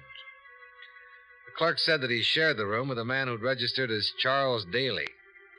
Daly was still in the room, as far as the clerk knew. We went upstairs. Well, if this is checked, it's been a good day's work. Yeah. 210. Yeah. Here we go.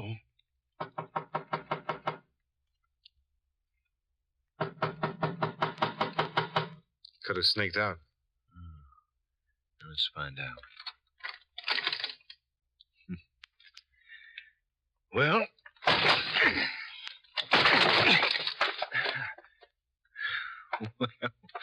I'll be.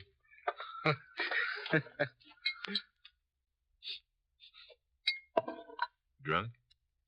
As you can get. That's the way I like to pick 'em up. Quiet.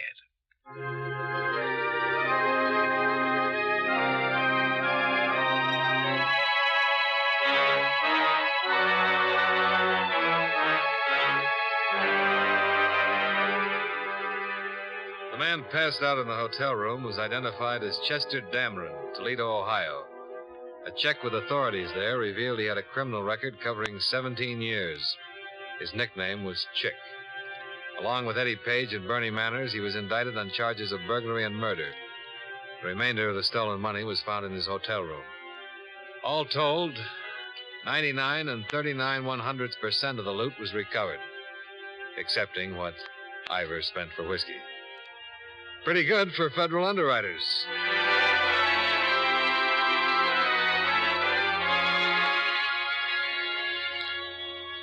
Expense account item 5, $63.30. Miscellaneous while in San Francisco. Item 6, same as 1. My plane fare and incidentals back to Hartford. Total expense account, $551.10. Yours truly, Johnny Dollar.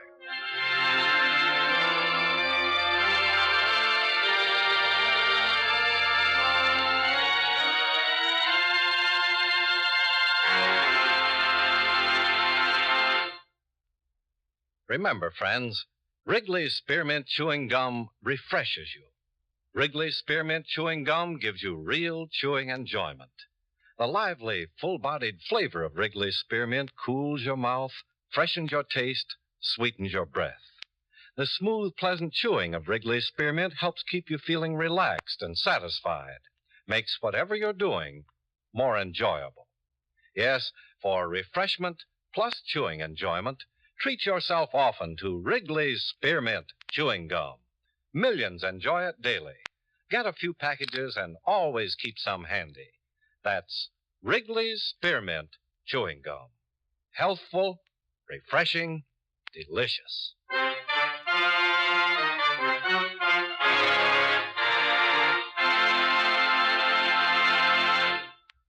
Yours truly, Johnny Dollar, brought to you by Wrigley's Spearmint Chewing Gum, stars John Lund in the title role and was written by E. Jack Newman with music by Eddie Dunstetter.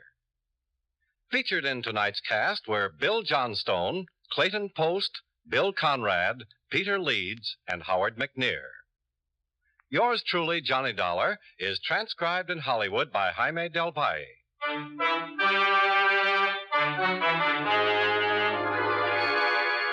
The makers of Wrigley's Spearmint Chewing Gum hope you enjoyed tonight's story of Johnny Dollar and that you're enjoying delicious Wrigley's Spearmint Chewing Gum every day. This is Charles Lyon, inviting you to join us again next week at this same time when, from Hollywood, John Lund returns as... Yours truly, Johnny Dollar.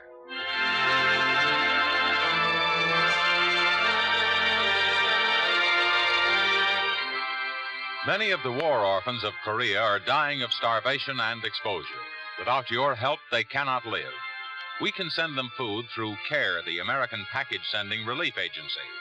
One $10 CARE food package will feed 4 children for a month. Send your contribution to CARE's local office or to CARE New York or CARE Los Angeles.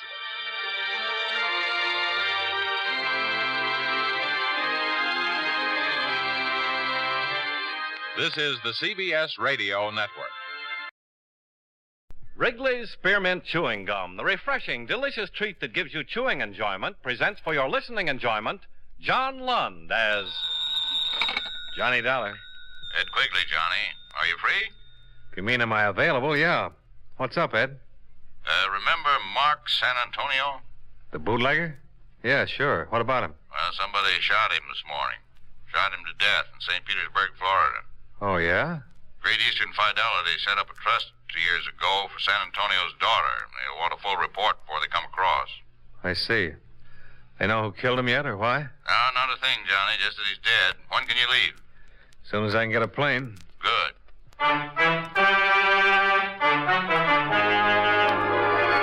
The makers of Wrigley's Spearmint Chewing Gum bring you John Lund in a transcribed adventure of the man with the action-packed expense account, America's fabulous freelance insurance investigator. Yours truly, Johnny Dollar.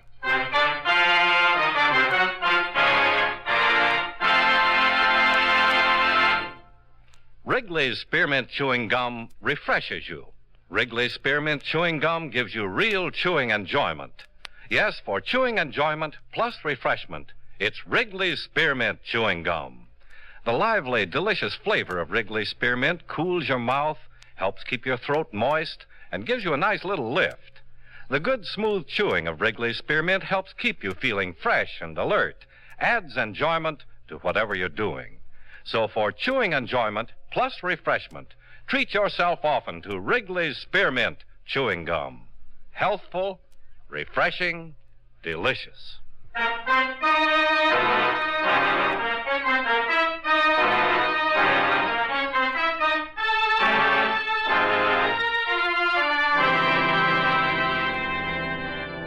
Expense account submitted by Special Investigator Johnny Dollar to Home Office, Great Eastern Fidelity and Life Insurance Corporation, 6th and Jordan Avenue, Hartford, Connecticut.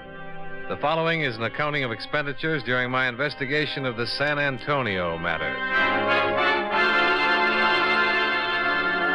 Expense account item 1, $162.03. Transportation and incidentals, Hartford to St. Petersburg, Florida.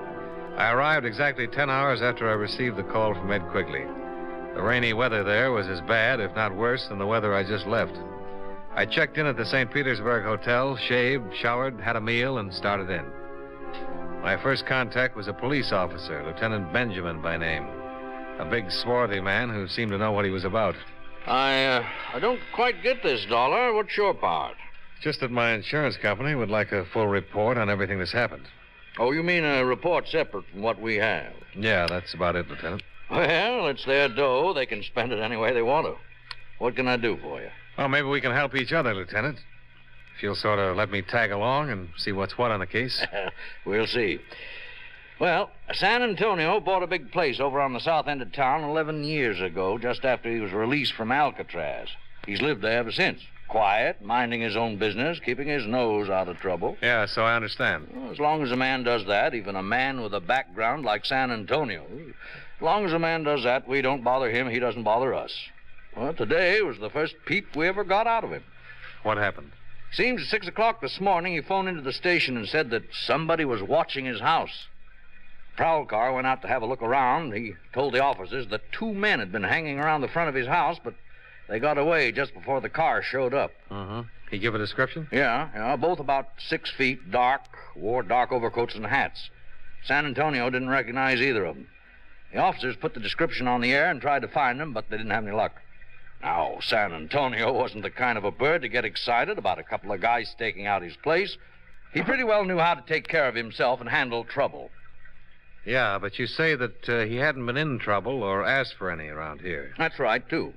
And I'm sure he didn't want any either.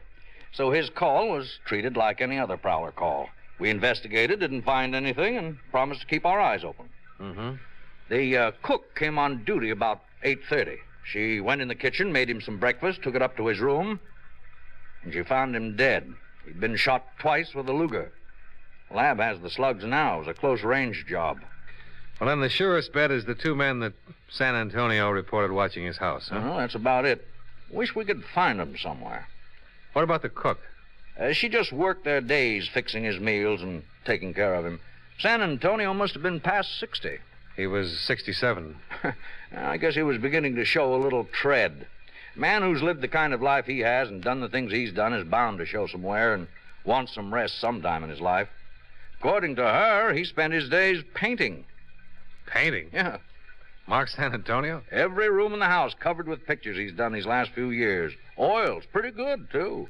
And when he wasn't painting, he was listening to records, all kinds of heavy stuff in the way of music around the place. Now, you hardly figure a bootlegger like San Antonio thinking of anything like music and art. Hardly ever. Yeah. And all the time he was in action running booze up in New York and getting himself in trouble with the tax people, he was bound to step on a lot of toes and get himself a lot of enemies. The kind of people who wouldn't forget. You Did you talk to him much? Oh, yes. Now and then I'd meet him on the street or in a store. He seemed pretty gentled up. How'd he live? Apparently, he saved something from the old days. A house he paid for in cash. The Bank of New York used to send him a statement every month. I suppose he had some arrangement with them. Well, that's about it so far. I see. Well, I sure appreciate the information. It's okay. When I get any more, I'll let you know. Crime Lab's still working on some of the stuff in his room. Maybe we'll get something there. Mm-hmm. Say, do you mind if I talk to that cook? Oh, that's your privilege, Dollar. Her name's Olson. She's staying at the San Antonio house during all this. Okay. San Antonio's daughter blew into town this afternoon. She's at the house, too. What did she have to say? Oh, nothing. She didn't even know Mark San Antonio was her father until your insurance company told her. Didn't know? No. She's been living in Philadelphia all these years with an aunt. All very legitimate. The girl's been using the name Randall. Edith Randall.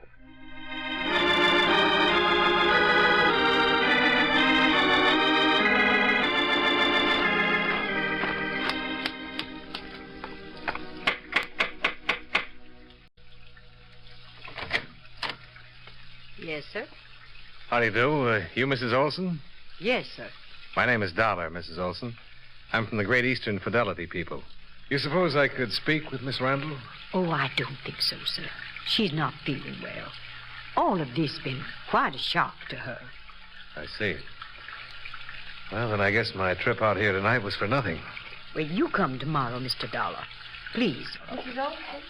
Mrs. Olson? Yes, Miss Randall. Who is it? It's Mr. Dollar.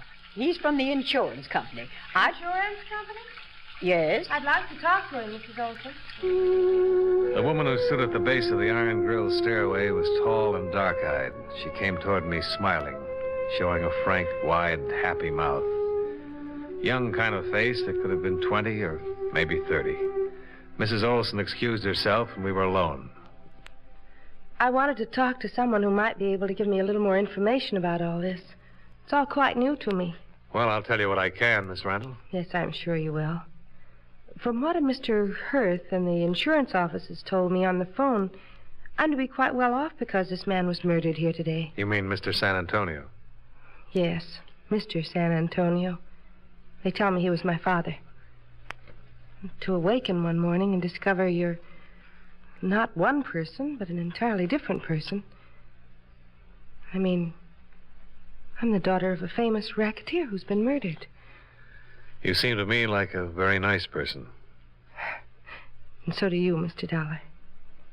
Will you tell me all about this, please? Well, just our part of it, Miss Randall. Let's see, you're 26 now, is that right? That is. Well, 26 years ago, your father was on trial for income tax evasion. Just before he was convicted, he set up a trust fund with my insurance company to provide for you. It's been paying money for your support and education all these years.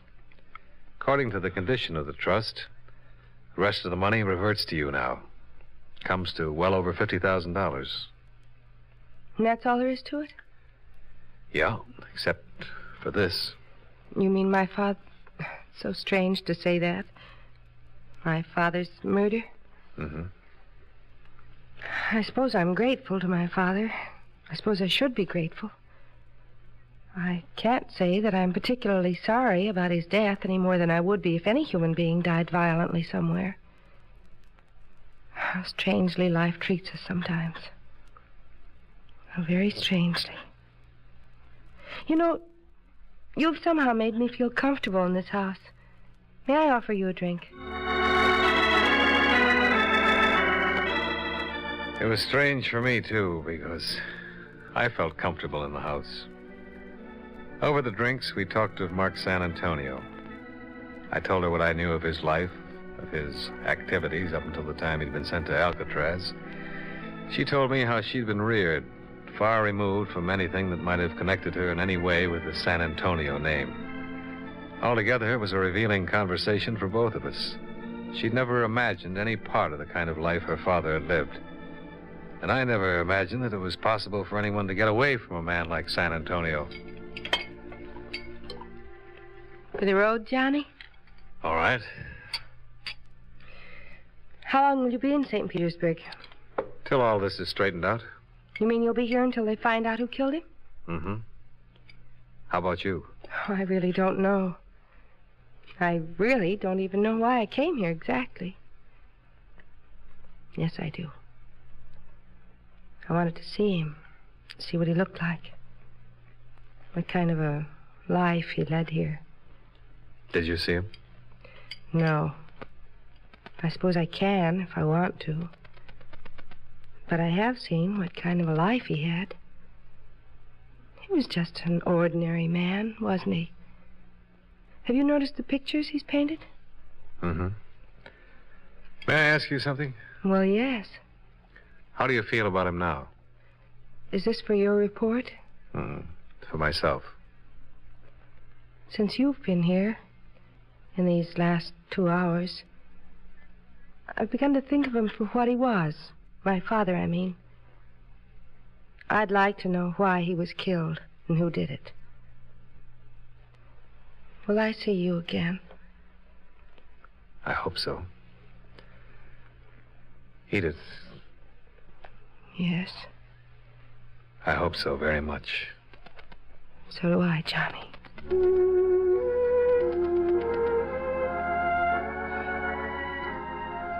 I left her at the door that night with a warm sensation inside of me. Something I certainly hadn't expected in the routine business of investigating a murder case. The next morning, I was back at the house talking to Mrs. Olson. She gave me all the information she could remember about San Antonio's activities up until the time of his death. Same information she'd given the police. All of it accurate, but lacking in any possible clue as to the identity of his slayer or slayers. I had breakfast with Edith there and then went back downtown to spend a solid 12 hours in the company of Lieutenant Benjamin, who had still not located or identified the two mysterious men. However, there were other developments. Say, this may be something. Oh? San Antonio's partner in the old days, Palalici, was murdered in Newark last night. Timmy Palalici? That's the one. Any details? No, just that he was shot to death with a Luger. When the slugs taken from San Antonio's body were compared with those that killed Palalici and were proved to have been fired from the same gun, the case took on new proportions. Every available bit of information regarding the two ex-big shots of the 20s was located, read, and reread. It meant activity in such cities as St. Louis, Chicago, New Orleans, and Buffalo. But no new information as to the identity of the killer. Johnny. Hey, what is it? You're shaking. Hold me. Hold me, please. I suppose I'm being a terrible fool about it all, Johnny. But they've been after me all day. Cheap little things. A newspaper syndicate wants me to write my exclusive story as the daughter of Mark St. Antonio. Very princess daughter of racketeer. Hey, now take it easy, honey. Even Hollywood called. Some producer saw my picture in the paper and offered me a contract. He says he has a script all ready. Come on now, come on. I'll try. Women are fools, aren't they? I shouldn't have come here. I shouldn't have shown up at all. Then what would I have done, Edith? And what would I have done? Mix yourself a drink, Johnny, and I'll put on a new face. It had become apparent to me in the 5 days I'd known her and the 5 days that she'd known of her father that she'd grown to love him, or the memory of him. She stated it very simply. Everyone needs a father. If you find out you have one, or had one, really, well, you love him. We were walking up the gravel path of the house when she said that. I suppose I was thinking of how nice it would be to kiss her at the door when I heard someone behind me. I twisted, trying for the gun in my inside pocket, but there was nobody to shoot at. At least nobody I could see. Why? Me? Why me, Johnny? Why? Edith died right there, and I lowered her to the ground.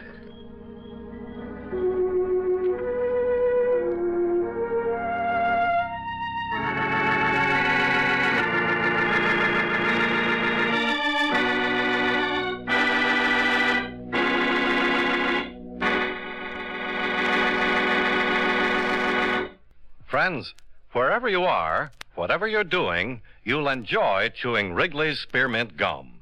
Chew Wrigley's Spearmint while you're working. The lively, full-bodied flavor of Wrigley's Spearmint gives you a refreshing little lift. The smooth, pleasant chewing of Wrigley's Spearmint Gum helps keep you feeling relaxed and satisfied. Makes your job seem easier. Chew Wrigley's Spearmint Gum in your home, when you're out walking or driving, when you're enjoying sports and other activities. Wrigley's Spearmint Gum tastes good anytime, and the natural chewing aids digestion and helps keep your teeth bright and attractive. Yes, wherever you are, whatever you're doing, you'll enjoy chewing Wrigley's Spearmint Chewing Gum. Healthful, refreshing, delicious. And now, with our star, John Lund, we bring you the second act of Yours Truly, Johnny Dollar.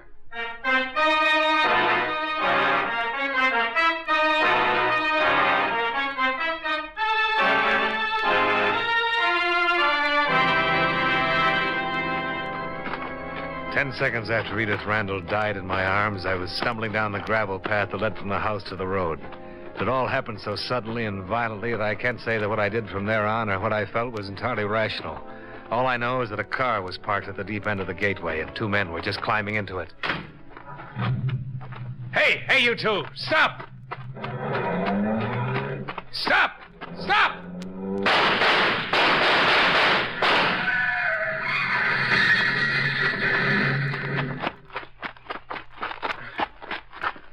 Get out of there.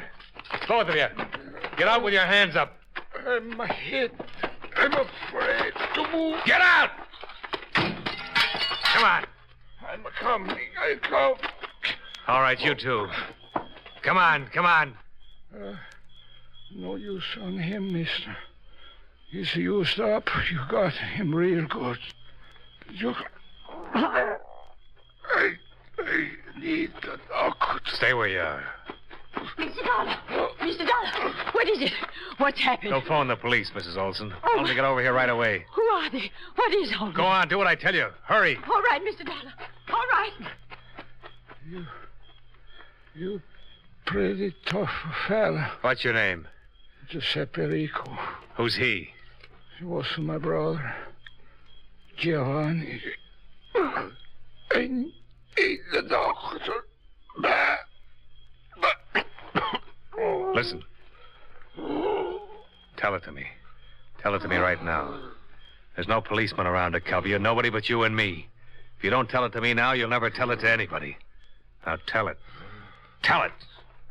Never. I die first. I had 1 bullet left in my gun. I set the barrel back against his temple and pulled back the hammer. I think I really meant to go through with it. And for the first time, I noticed that my shoulder was covered with blood. My head began to ring, and I had to let go and straighten up. That was not the thing to do. Oh.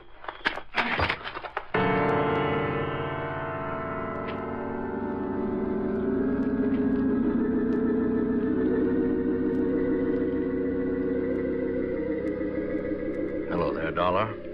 Huh? Oh, Lieutenant. Quite a night, this one, huh? Yeah, but... Oh, you stopped one, boy. You were sure curled up when we got there. Edith? I'm sorry, Dollar. I thought I might have been wrong. No, you weren't. How long am I slated for this place? Well, the doctor says you can get out when you want to. Feel like talking? They were just there, and they shot her. That's it. Which one? I don't know. They were together. That's enough, isn't it? Sure. Same Luger that killed San Antonio and Palalici. Just trying to pin it down a little more. We can't get much out of the one that's left. Let me ask him some questions, Lieutenant. Easy. I know how you feel about her. Just lie back there now. Did he say anything at all? No, nothing more than his name and his brother's name. Found papers on him that say they're from New York. Police in New York are looking him up right now. So far, they haven't been able to find any connection with San Antonio.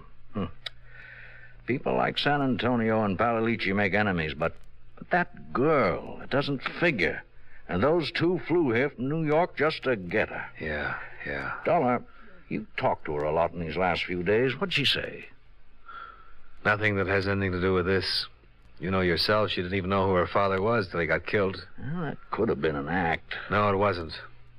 I knew her well enough to tell you that. Yeah, well, why would they gun her down? Why the trip? That Rico boy you're holding in the jail hospital has the answer. Get it from him. Yeah, we will, Dollar. We will. Oh, there's someone here. Just a minute. Sure.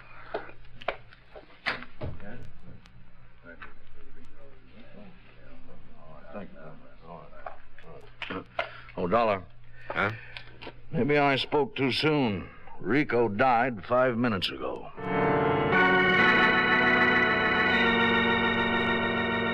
As far as my investigation of the San Antonio case went, could have ended right there. The Luger found on the dead Rico brother was the same gun that had fired fatal bullets into all 3 victims.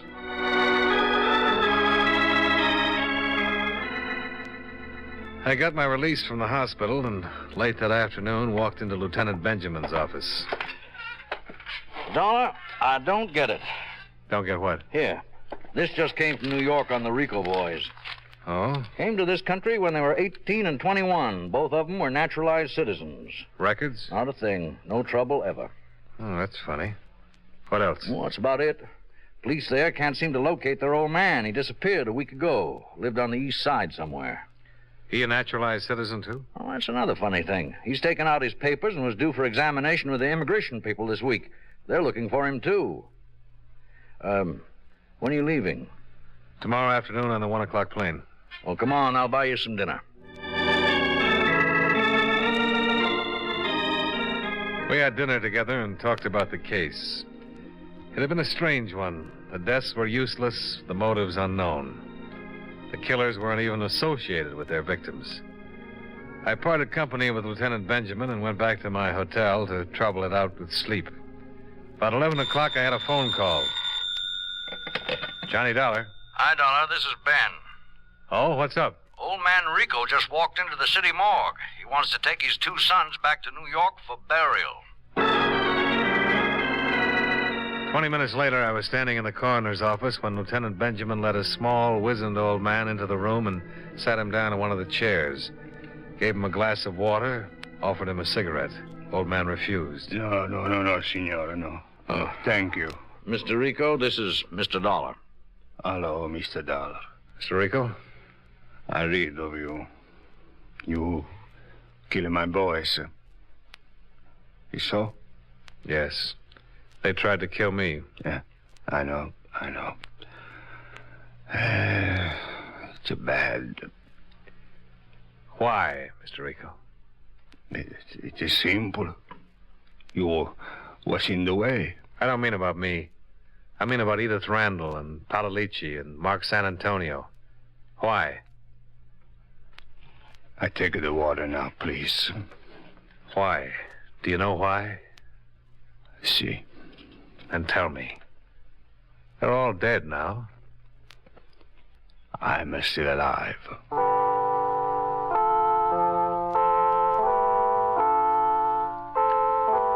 Pietro Rico was held in custody for the immigration officials.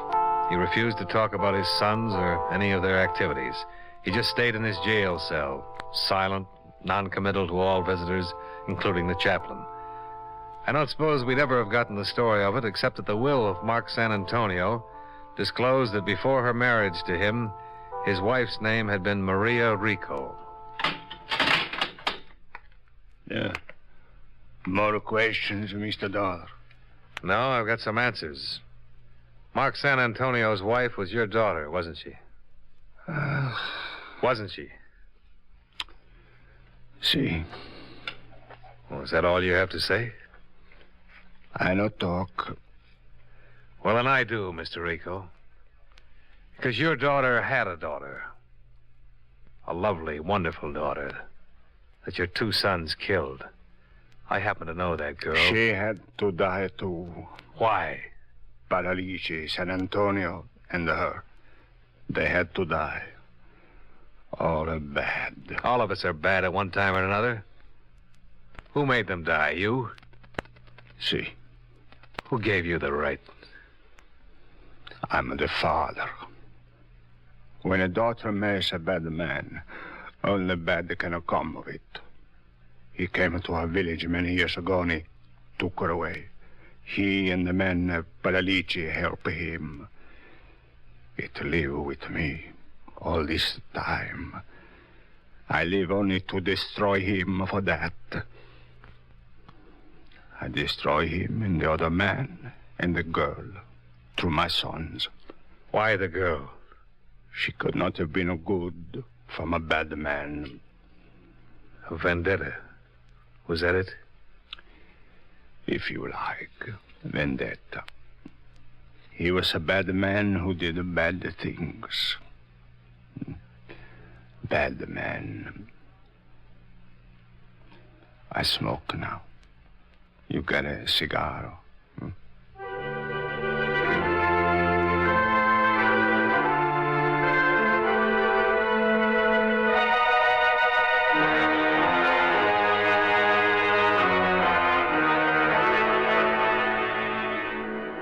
The disposition of old Pietro Rico is up to the immigration authorities. I didn't stay around St. Petersburg for all the complex examinations that would have to be made to test his sanity. I had enough of St. Petersburg.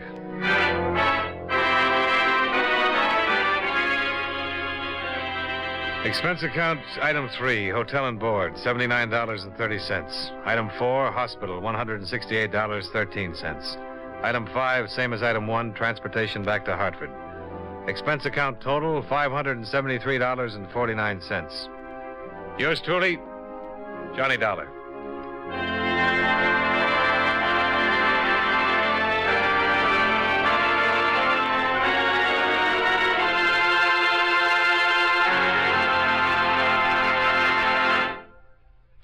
Remember, friends, Wrigley's Spearmint Chewing Gum refreshes you. Wrigley's Spearmint Chewing Gum gives you real chewing enjoyment.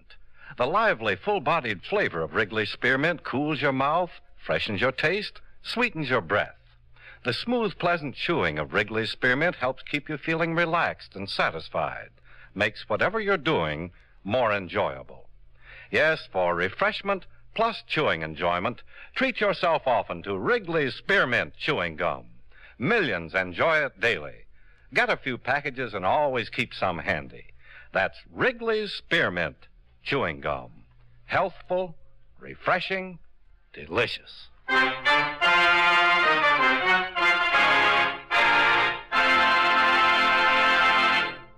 Yours truly, Johnny Dollar, brought to you by Wrigley's Spearmint Chewing Gum, stars John Lund in the title role and was written by E. Jack Newman with music by Eddie Dunstetter.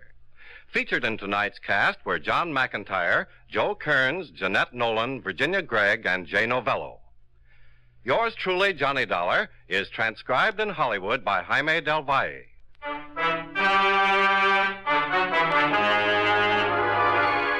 The makers of Wrigley's Spearmint Chewing Gum hope you enjoyed tonight's story of Johnny Dollar and that you're enjoying delicious Wrigley's Spearmint Gum every day.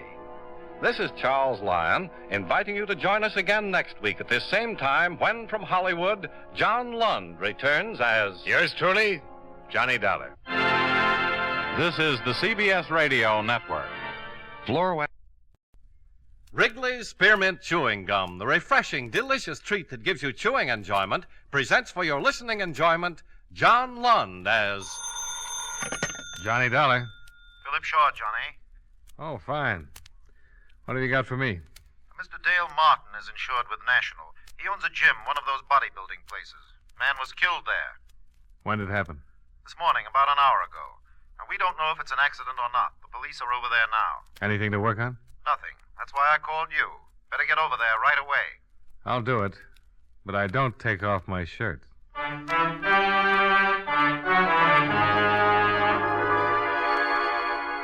The makers of Wrigley's Spearmint Chewing Gum bring you John Lund in a transcribed adventure of the man with the action-packed expense account, America's fabulous freelance insurance investigator. Yours truly, Johnny Dollar.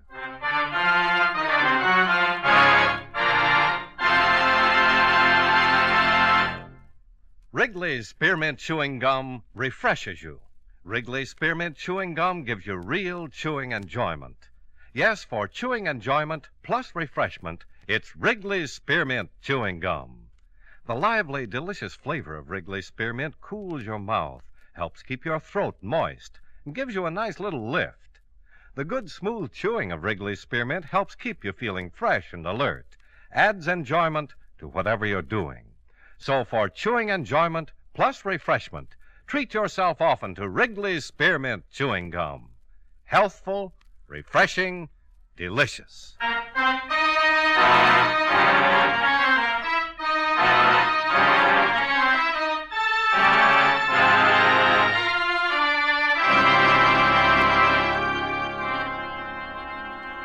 Expense account submitted by Special Investigator Johnny Dollar to Home Office, National All-Risk Insurance Company, Hartford, Connecticut. The following is an accounting of expenditures during my investigation of the Blackmail matter. Expense account item 1, $1.40, cab fare and tip for ride from my office to Martin's gym. After receiving what little information there was from you by phone, I arrived at 1215 at 1084 6th Avenue in the heart of downtown. On the second floor, I found Dale Martin, a very nervous Adonis, seated at a desk in his office. A policeman at the door informed me that a Lieutenant Nathan of the homicide detail had stepped out for a minute and the coroner was expected soon. Mr. Martin? Yeah? I'm Johnny Dollar from the National Insurance Company. Oh, that's the outfit I'm insured with. Yeah, I know. That's why I'm here. I want to get the facts in case there's any claim. Now, tell me, what happened? I don't know. I went back to the locker room to check on the towels, and I found him lying on the floor. Found who? His name's Royal, Frederick Royal. He's been coming up here for over a year. Well, why did you call the police and not a doctor? Because I think he was murdered. Why murdered? I've seen a lot of accidents around this gym, but never saw anything like this. It wasn't an accident. What makes you so sure? Well, it looked like his neck was broken. I don't know how it happened, so I called the police. That publicity's going to ruin what little business I have. Murder always ruins something. You got any idea who might have done it? No. Who was in the place when you discovered the body? My 3 assistants and 3 fellas working out. They all still here? Yeah, all of them. Nobody else left or came in? Just the cops. Business is real slow. Does everybody know about it? No, I took the body and put it back in the rub-down room. Haven't even told my boys. Well, the officer at the door won't let anybody leave, so let's have a look at the body and see what we can find out.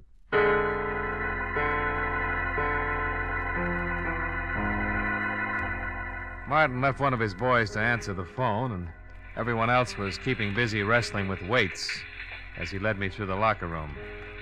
The one man was taking a shower. At the end of the room, he unlocked the door, and we walked in. The smell of rubbing alcohol was strong enough to give you a hangover. There were white curtains separating 2 rubbing tables. The first one was empty. In back of that curtain, Mr. Dollar. Okay. Not very pretty. Circus rubber man would need vulcanizing if he turned his head that far. Busted neck, all right. I wish the coroner would get in and take him away. It hurts me seeing his head hanging like that. Why don't you move it? Oh, no, sir, not me. I caught it good from the lieutenant for moving him in here. Well, don't worry about Mr. Royal. He can't feel a thing.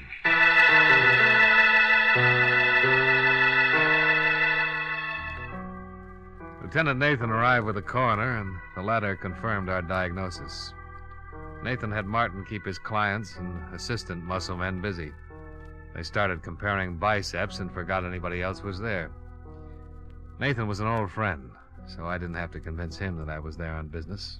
You saw the corpse, huh, Dollar? Yeah, it took a pair of pretty strong hands to do a job like that. Yeah, that makes everybody around here a suspect. Got any ideas? You'd have to know a man pretty well to let him get that close to you without starting something. Yeah, somebody could have been rubbing a kink out of his neck and got carried away with his work. Yeah. Why don't we start asking some questions? Yeah, I'll go out and round up everybody. Might as well start at the beginning.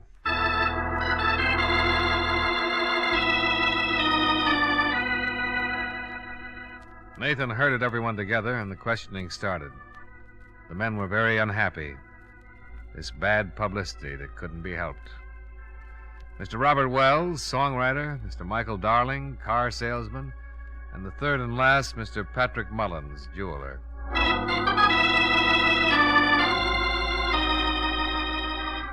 3 prosperous men, 3 prosperous denials. The assistants came next, the 3 men who worked for Martin. First, Bernie Carroll, the man who'd instructed Fred Royal, the one who'd put him through his exercises and sent him in to take a shower before he cooled off and got stiff. Sure. I worked him out and sent him in the shower like always. We tell him to take a good long hot shower to relax the muscles. Isn't that right, Dale? That's right, Lieutenant. That's the way it works. Bernie left him, went over to start on Mr. Wells. Bernie's a pretty strong boy. Yeah. Any one of us could have gone to the locker room at one time or another, Lieutenant. You found him, didn't you, Mr. Martin? Yeah. Why did you happen to go back to the locker room at that particular time? Well, I do it every day. Checking a towel, soap, see that everybody has everything he needs.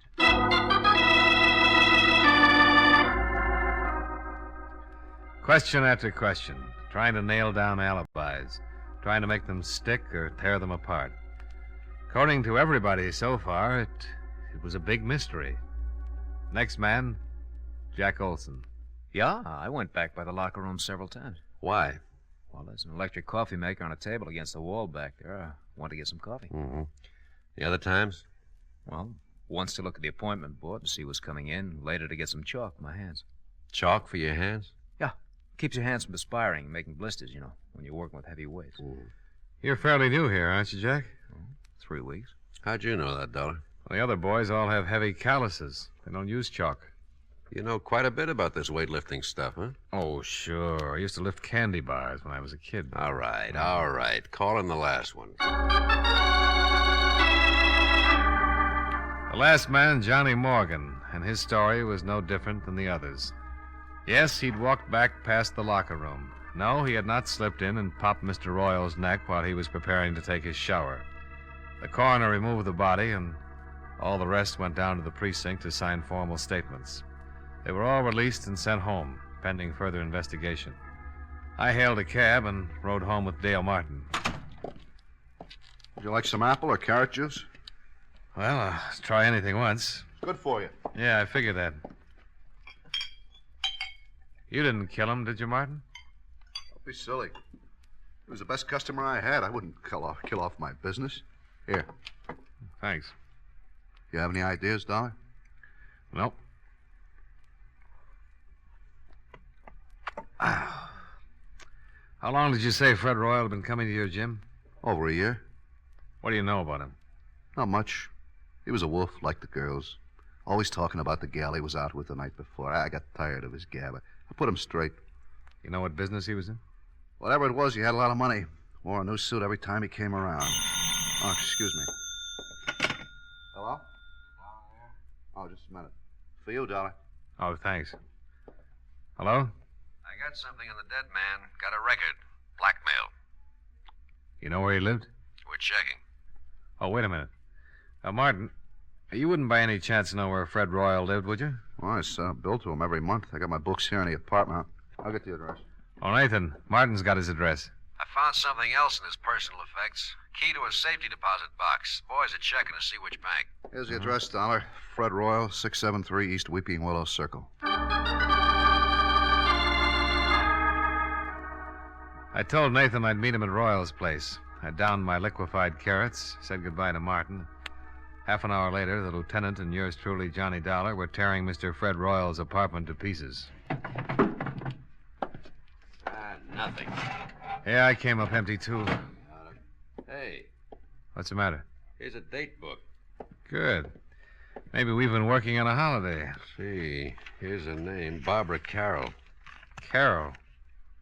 That's the name of one of Martin's muscle trainers, Bernie Carroll. Same name on some of the other pages. The 5th, Barbara, 6 o'clock. Again on the 2nd, Barbara, 8 o'clock. Again on the 28th and the 22nd. Wonder if there's any connection. Oh, might be his sister. Let's give it a try. Bernie and Barbara Carroll. Sounds like something they'd play at the Palace. Well, let's go see their act.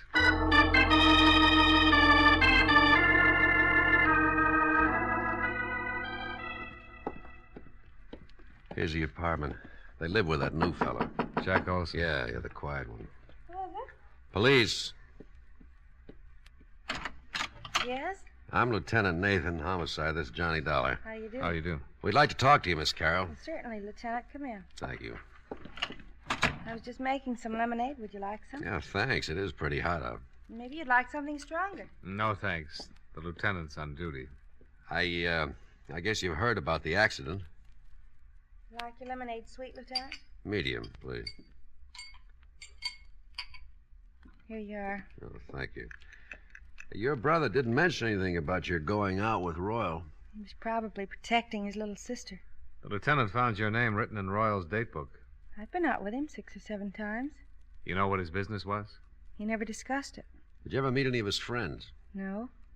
Did he ever mention any of the other fellows at the gym? At the gym? I don't think so. Mm-hmm. Jack Olson lives here, doesn't he? That's right. Whose picture is that on the piano? Oh, that's Jack's father. You don't have any idea why anyone would want to kill Royal, do you? No. How did Jack Olson happen to move in here with you and your brother? Bernie asked him to. When he went to work for Martin, he was living in a terrible place. One small room. I told Bernie he could move in here if he shared the rent. Mm-hmm. How well did Olson know Royal? He'd seen him at the gym. Seen him here when he came to pick me up. Where's Olson now? Working, I think. Well, thanks, Miss Carroll. We'll be talking to you again. More lemonade? Later, maybe, Miss Carroll.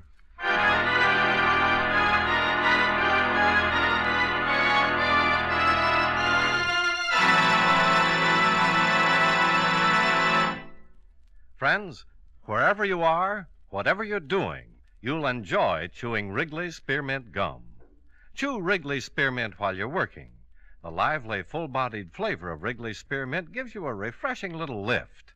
The smooth, pleasant chewing of Wrigley's Spearmint Gum helps keep you feeling relaxed and satisfied. Makes your job seem easier.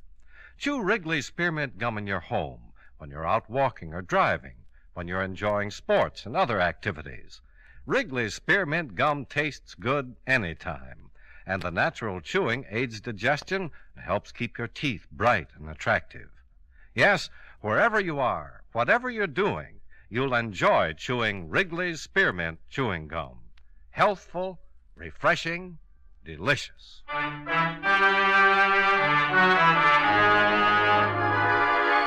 And now, with our star, John Lund, we bring you the second act of Yours truly, Johnny Dollar.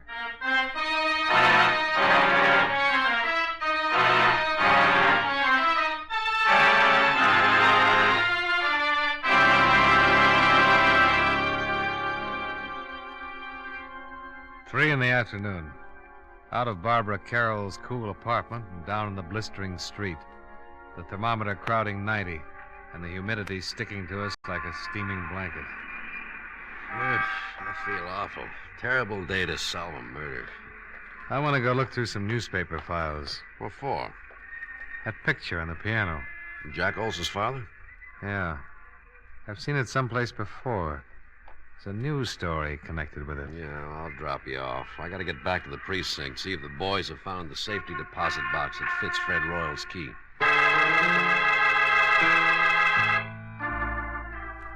Nathan dropped me off at the newspaper, and I went down to the morgue to do some hunting. The air conditioning made the job easier, and by 4 o'clock I was headed for Nathan's office. We found the bank and the safe deposit box. Oh? Anything turn up? Yeah. Royal was doing some pretty fancy blackmailing. Here's a bundle of evidence and a list of names. Mm-hmm. Well, I can understand why someone would pay to keep these out of circulation. Yeah. Lousy photography, huh? What'd you find out? Here. Newspaper clipping. Oh, picture of Jack Olson's father. Same as the one on the piano. Prominent banker leaps to death. William Barrett? The boy's name is Olson. That's what he calls himself. William Barrett. Give me that list we got out of the deposit box. I've just been looking at it. William Barrett's name is on here, all right. That article you've got on his suicide mentions that he left a son and a wife. Yeah. Well, let's go pick up Jack Olson, or Barrett, or whatever his name is. Well, it might not have meant a thing, but at least we had found one person who had a strong connection with Frederick Royal other than socially. The boy who called himself Jack Olson was the son of one William Barrett, deceased, and one of Fred Royal's blackmail victims. Barrett had jumped off a tall building and according to the newspaper, he had left no reason for his actions. There was a possibility that Fred Royal's blackmail had driven him to it. And if that was so, his son would have had a very strong reason for wanting to break Mr. Fred Royal's neck. We climbed into a squad car and hurried back to Barbara Carroll's apartment, where Jack Olson lived as a boarder.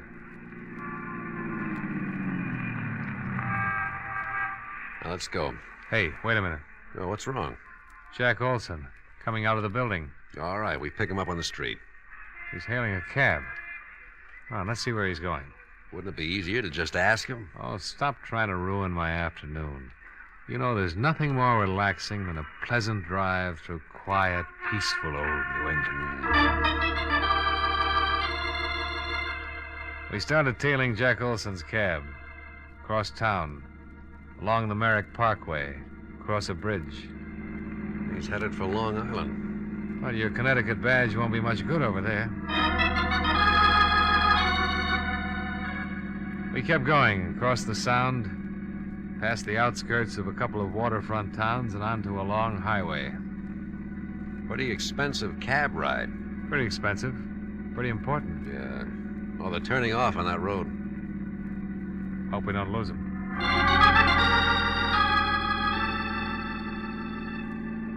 We took the road to the right off the highway and spotted the cab up ahead, pulling into the entrance of a large white building. The sign over the tall iron gate read, Lakeview Sanitarium. We waited for him to go in.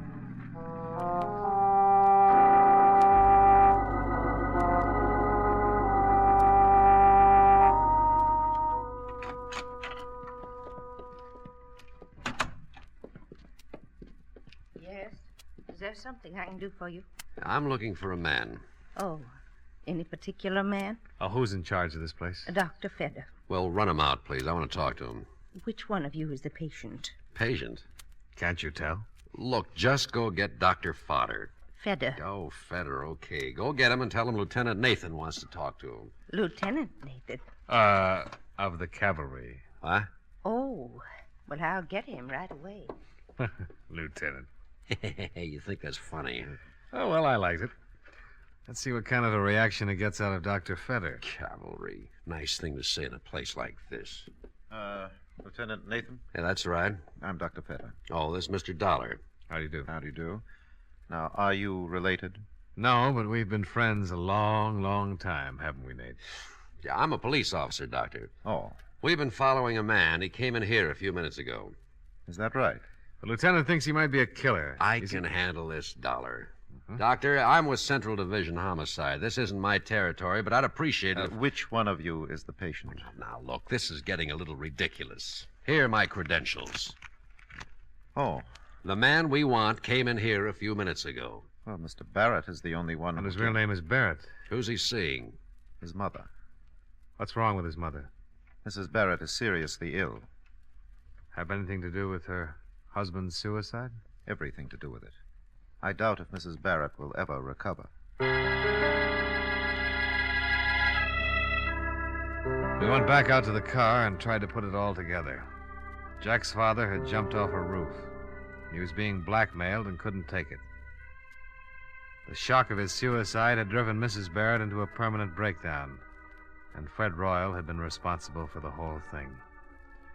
Motive enough for Jack to get a job with Dale Martin so he could get his hands on Fred Royal's neck. Cavalry. Oh, stop groaning.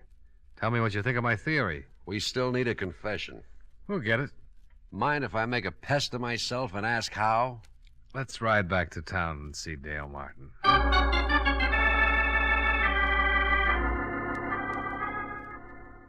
You're going to come up and take a workout and a rub tomorrow, huh? That's right, Martin. And I want you to make sure that Olson takes care of me. Did he do it, Dollar? I think so. But why? He seems like such a nice kid. He had a pretty good reason. But we need a confession, and Dollar has an idea how to get it. I want Olson working on me through the whole workout, especially when I get on the rubbing table.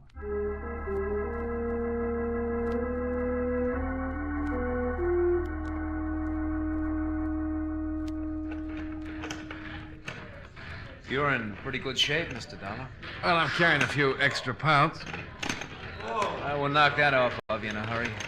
Don't try to talk while you're using the pulleys. Hi. Hi, Martin. He's in pretty good shape, Mr. Martin. Now, let's see. Better not do too much on his stomach the first day. I'll see you later, Mr. Dollar. Nice fella, Martin. Yeah, very nice. Tell me, have you found out anything about Mr. Royal's death? Oh, the police have got a few ideas. Lieutenant and I went up to see your roommate's sister. Yeah, Barbara told me. I hope you don't suspect her. She kind of liked Mr. Royal. She wouldn't have any reason to kill him. All right, let's go back to the rub table before you cool off. Huh?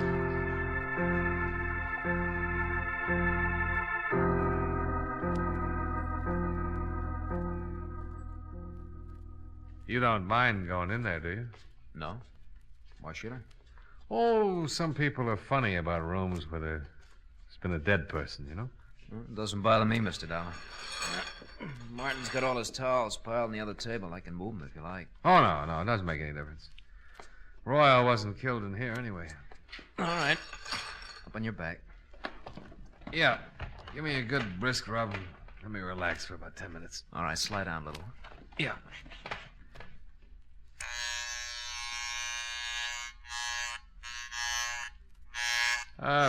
What'd you do before you came to work for Martin, Jack? Oh, not much. Went to school, finally decided to look for a job. Found this one.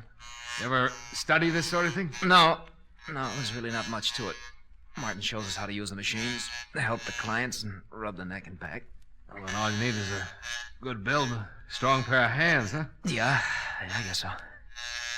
Your family live in Hartford? No. I noticed a picture of your father on Barbara's piano. Fine-looking man. He's dead now. Oh, sorry. So am I. Your mother still living? No. Oh! Oh, I'm sorry. Am I rubbing too hard? Oh, that's okay. Well, you certainly got the strength for the job. Yeah, I'll turn off the vibrator and just use my hands. Did the police find out anything about Mr. Royal? Yeah. He was a blackmailer. Ow! Oh, I'm awfully sorry. I'm a little nervous today. Maybe I better get one of the other fellows to finish your rub. Oh, no, that's all right. I'm just a little tied up. The neck is stiff. Try and relax. Guess I keep thinking about Royal and his broken neck. You think I might break yours, Mr. Dollar? Well, wouldn't be hard. If I was good and relaxed, you could snap it in a second. Yeah. Guess I could. So Mr. Royal was a blackmailer, huh? Yeah, had a record. They're the foulest people on earth. Yeah, they certainly are. Could ruin a lot of lives. Probably why he was murdered. You think he was blackmailing someone here in the gym? Oh, not necessarily. Well, if he wasn't, then no one in the shop would have a motive for killing him. Well, I've got a theory about that. I think someone in this gym hated him so much that they waited until no one was looking and Royal was all alone. And they slipped in on him and twisted his neck until it broke and he strangled. Well, why would they hate him so much if he wasn't blackmailing him? He might have been blackmailing someone very close and dear to the killer. Maybe the person Royal was blackmailing couldn't stand it. Committed suicide. It's an interesting theory. Take your family, for instance. Ouch! I'm sorry. You weren't relaxing. Supposing Royal was blackmailing a member of your family. Your father, for instance. I can't rub your neck unless you relax more. Maybe your father couldn't take it. Maybe he couldn't pay him anymore. And instead of disgracing his family, he committed suicide. Just turn your head a little to the side, Mr. Dollar. That better? Much. Well, if that happened to my family, Mr. Dollar, I guess I would kill Mr. Royal, not mind a bit. How does your father die, Jack? He jumped off a roof.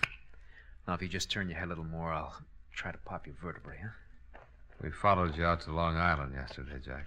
I'm going to adjust your neck, Mr. Dollar. It's better if you relax so it won't hurt. Well, if you wanted to, you could pop it anyway. I couldn't stop you in time. No, I don't guess you could. There, now the other side, huh? Did you kill Fred Royal? Yes.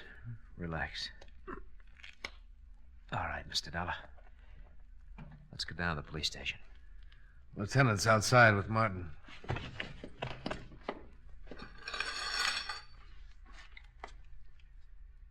After you, Mr. Barrett.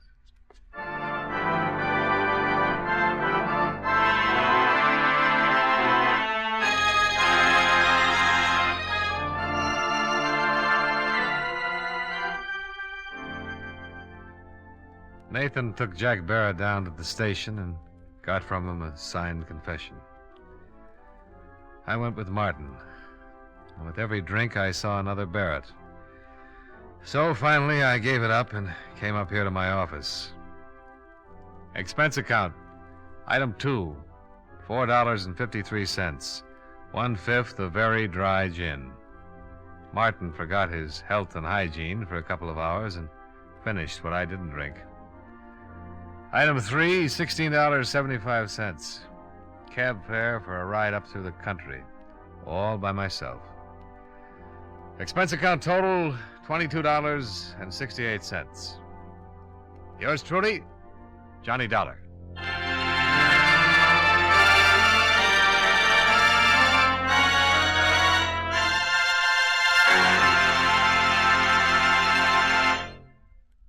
Remember, friends, Wrigley's Spearmint Chewing Gum refreshes you. Wrigley's Spearmint Chewing Gum gives you real chewing enjoyment. The lively, full-bodied flavor of Wrigley's Spearmint cools your mouth, freshens your taste, sweetens your breath.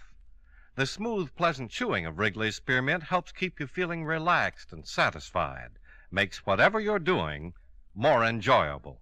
Yes, for refreshment plus chewing enjoyment, treat yourself often to Wrigley's Spearmint Chewing Gum.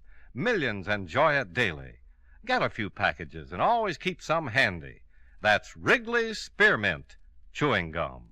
Healthful, refreshing, delicious.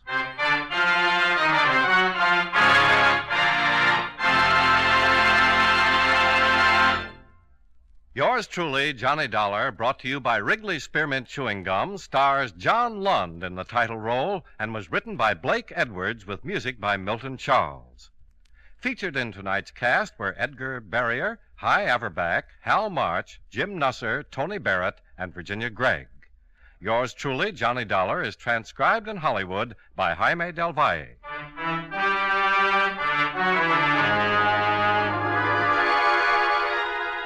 The makers of Wrigley's Spearmint Chewing Gum hope you enjoyed tonight's story of Johnny Dollar and that you're enjoying delicious Wrigley's Spearmint Gum every day.